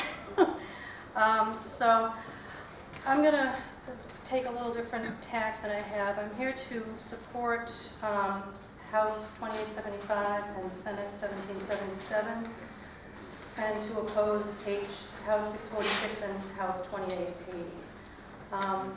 According to the Environmental Protection Agency, consumer products, the production, the mining, the manufacture, the packaging, distribution, use, and disposal of consumer products contributes 29% of our greenhouse gas emissions. So consumer products are a really huge part of our energy, of our carbon footprint. So, and that's why I've been working in the trash business for so long. It's so important that we remove valuable materials from the trash and get them back into circulation so we don't have to pull them out of the ground again and purify them. It's good for the economy, it's good for jobs, as you've heard from some of the previous speakers right before me, and it's good for the environment. House 2875 and Senate 1777 challenge consumers, producers, and the commercial sector to get more stuff out of the trash, get more recyclable materials out of the trash, with the incentive of, after 6 or 7 years, expanding the bottle bill, because that has been proven to work so well in getting material out of the trash and back into circulation. And that would give us a few years to see how voluntary recycling does. I personally don't have high hopes for it, because we've been trying to get voluntary recycling going in the state for over 20 years now, and we have hit a plateau. We're still seeing an awful lot of recyclable materials in the trash. In 2010 and also in 2013, all our municipal waste combustors did audits, very, very specific sorts, where they sorted things into like 100 different categories to see just how much recycling was in the trash. And if you look on page 2 of my testimony, I took out a little section that shows the deposit bottles and the non-deposit bottles. Deposit containers accounted for about 34,000 tons per year in the trash. Non-deposit containers of the same class contributed 70,000 tons of trash in the disposal stream. And if you add other glass bottles like the jars and those kind of things, that adds another 25,000 tons. This is not chump change. This is a lot of trash. The majority of these materials are glass, because glass is very heavy, and glass is a big problem in municipal trash and recycling, as you heard from previous people from the glass industry. When you mix glass in with the other recyclables in the single stream, it's very difficult to separate it out because it sticks to the paper and other materials stick to the glass, and you get a dirty product. It's very difficult to recycle it back into glass once it's been mixed together like this. It's like unscrambling an egg. As you heard, the glass that comes from the deposit system is very clean, and they can make it into new glass. So when our towns send material, mixed recyclables to be sorted out, they're not getting money back for it. They're paying for it now because there's so much contamination. And if the bottle bill is repealed, then we're going to get more glass in the recycling stream. We're going to get more glass in the trash stream. And the value is going, oh, I'm already at 3 minutes. Oh, boy. Sorry about that. No problem. All right. Well, I had a lot more to say, but my written testimony should suffice. Thank you very much. We appreciate any questions for committee members? Seeing none. Thank you very much. Thank you again for your patience. Boy, 3 minutes goes fast. It does. Time flies when you're having fun. Louise Grabowski? I know. Louise? Louise once? Louise twice? Louise not here. Michael Frenette? Michael will be followed by Anthony. Thank you for your patience. Welcome to the meeting. Thank you, Chairman Downing, and members of the committee for granting me an audience today. My name is Michael Frenette, and I'm here to voice our opposition to H2919. I'd like to first off thank 350MA for their testimony in opposition of H2919, and we echo all of their reasons, but most importantly, we support their conclusion that this bill is a distraction, given the urgent need to replace our fossil fuel generators with renewable energy. The bill would provide compensation for losses incurred as a result of detrimental health effects or any property loss or any other adverse impact resultant from the siting of a wind turbine in the Commonwealth. These quote-unquote detrimental health impacts have been debunked by credible mainstream science. Mass DEP and the Department of Public Health has already studied the potential adverse health impact of turbines and found no adverse impacts in its jointly commissioned 2012 report. Here, just some very brief highlights. There is no evidence for a set of health effects from exposure to wind turbines that could be characterized as wind turbine syndrome. And let me paraphrase the rest. No association between noise from wind turbines and measures of psychological distress or mental problems. In regards to property value, there is considerable data published in a 2014 Lawrence Berkeley National Laboratory titled Relationship Between Wind Turbines and Residential Property Values in Massachusetts. The results of this study do not support the claim that the wind turbines affect nearby home prices. Finally, my question to you is, why are we establishing a fund for property and health losses incurred without a scientific or economic proof of a direct link between the presence of wind turbines in proximity to households? And that's all. Thank you very much for your testimony. Any questions? Seeing none. Thank you again for your patience. Anthony, I'm not going to track you. Yeah, there you go. Technically pronounced Amiti, but we usually go with the American pronunciation. So. All right, I'll just get right down to the point. As of July 2014, Oil Change International estimates U.S. fossil fuel subsidizes at $37.5 billion annually. That's from priceofoil.org. I feel as if I speak for the youth when I say I find it ridiculous that the government of today subsidizes an industry we can do without. We can create solar panels here, and we can utilize technology developed over 50 years ago by scientists like Nikola Tesla that are now being used by Elon Musk on a profitable scale. Let us lead the world in tech production for renewables. Let's tax carbon output and put that money towards innovation. Harvard and MIT are right down the street, and they have some of the smartest minds, and if we put them to work towards research of renewables, I'm sure we can make leaps and bounds that will help not only our country but our world. It is truly the duty of government to protect its people. Please protect us from corporations that wish to use us, the people of the Commonwealth, for profit. It was stated that people in low income and people of color are living in conditions that cause increased health issues like asthma. I believe it was five times was the statistic used. Protect these people. I ask you to help the Commonwealth lead once again in protecting the citizens of the United States from both health and economic issues. All right, sweet. So I have a little bit of time. Something a little bit slightly off topic, and I apologize for that in advance. But in Missouri, I did some research to help predict solar energy output. I believe that the Commonwealth should put its energy towards research, and in the sense of creating a pool of data that holds all of the specs for each project, whether it's wind farms or solar panels, module types, racking types, the inverter types, wiring, all this type of information, so that we create a complete database, obviously the location as well, a complete database that everybody can look into and see, this is how much this farm makes. If I put in this much money, it'll cost me this much, and I'll get this much back according to 10 different farms. That'll make it very easy for everybody to invest their money.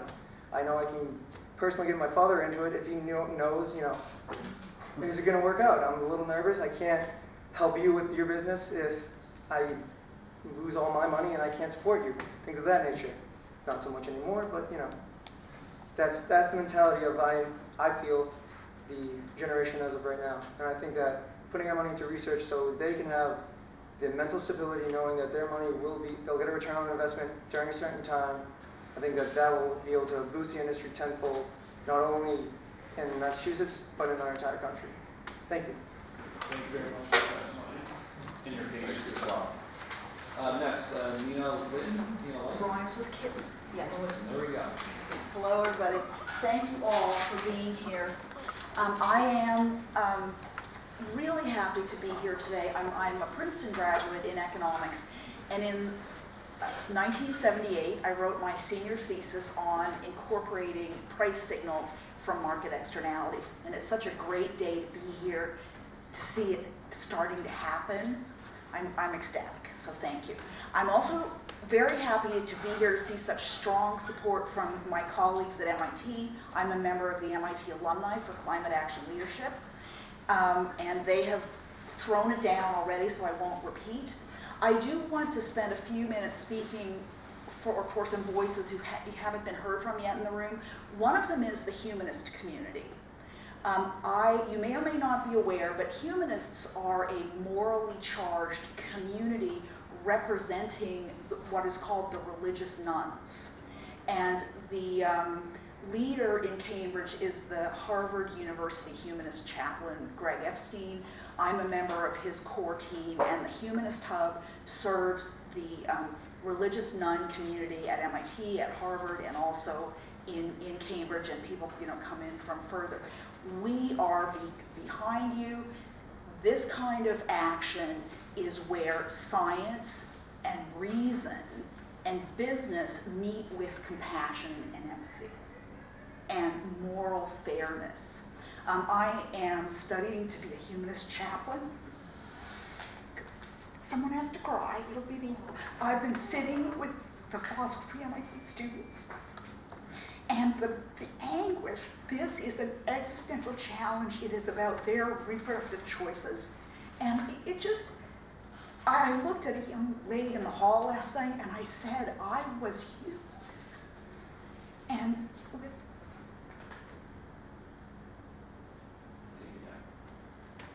so we feel it. We feel it deeply. And I think humanists are a model to prove that secular institutions can choose moral principles and put them into action. And in my last remaining moments, I'll say also I have Ohana in White. I'm a member of the Indigenous Peoples Working Group on Climate Action. We invite you to join us in a world where the right to live in this beautiful world is the responsibility to care for. Thank you very much for your testimony. Thank you. Aloha. For a second there, I thought you were inviting us to Hawaii. It's a great way to close. There's a historic relationship with the Aloha State from Massachusetts, so we're bringing it back. There we go. Thank you very much. Thank you again for your patience. Kenneth Larson. Thank you, Mr. Larson, for your patience as well. Thank you, Senator Downing and Representative Golden, for this opportunity. I'm a foot soldier for many organizations, 350 Mass, Sierra Club, Mass Audubon, and the Arlington Democratic Town Committee, among others. This climate change is an enormous, perhaps the greatest moral issue of the 21st century. The harm will continue to increase for some time to come. There is an enormous difference between how much harm we can expect if we do very little or if we take aggressive action. That's why I'm here in support of S 1747. We need increased U.S. preparedness to deal with the climate effects that we can still mitigate. If we may already be past the tipping point with respect to cities like Miami and New Orleans, which will probably be inundated. And we may be getting very close to that point with Charleston, South Carolina, and Cambridge, Massachusetts. So leadership is needed to get other countries to do what is necessary. And leadership is needed by Massachusetts to get the U.S. to act, just as Massachusetts led with respect to marriage equality. I asked Massachusetts and the legislature to act to lead us on this issue of climate change and climate justice. A report in Nature magazine in January said that 80% of the fossil fuels in the ground needed to remain in the ground if we are to avert catastrophic climate change. I believe that this bill is a significant, 747 is a significant step in that direction.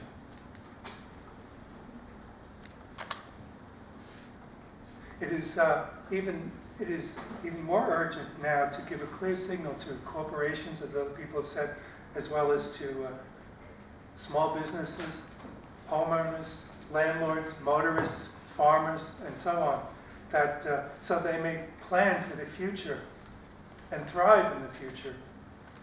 Carbon pricing does this. It does work to level the playing field also so that innovative energy alternatives will be allowed to develop in the Commonwealth. This is very important. Carbon pricing is the linchpin promoting growth of green energy economy in Massachusetts. I'll leave you with this. Do we want to be known to our grandchildren, to posterity, as the generation that did nothing when there was still time to act? I don't think we do want to be known as the generation of stupid. Thank you for your time and attention. Thank you for your questions. What is the button? Ralph Waldo Emerson. I do not believe that the Congress machine is here. I think so, once, twice gone.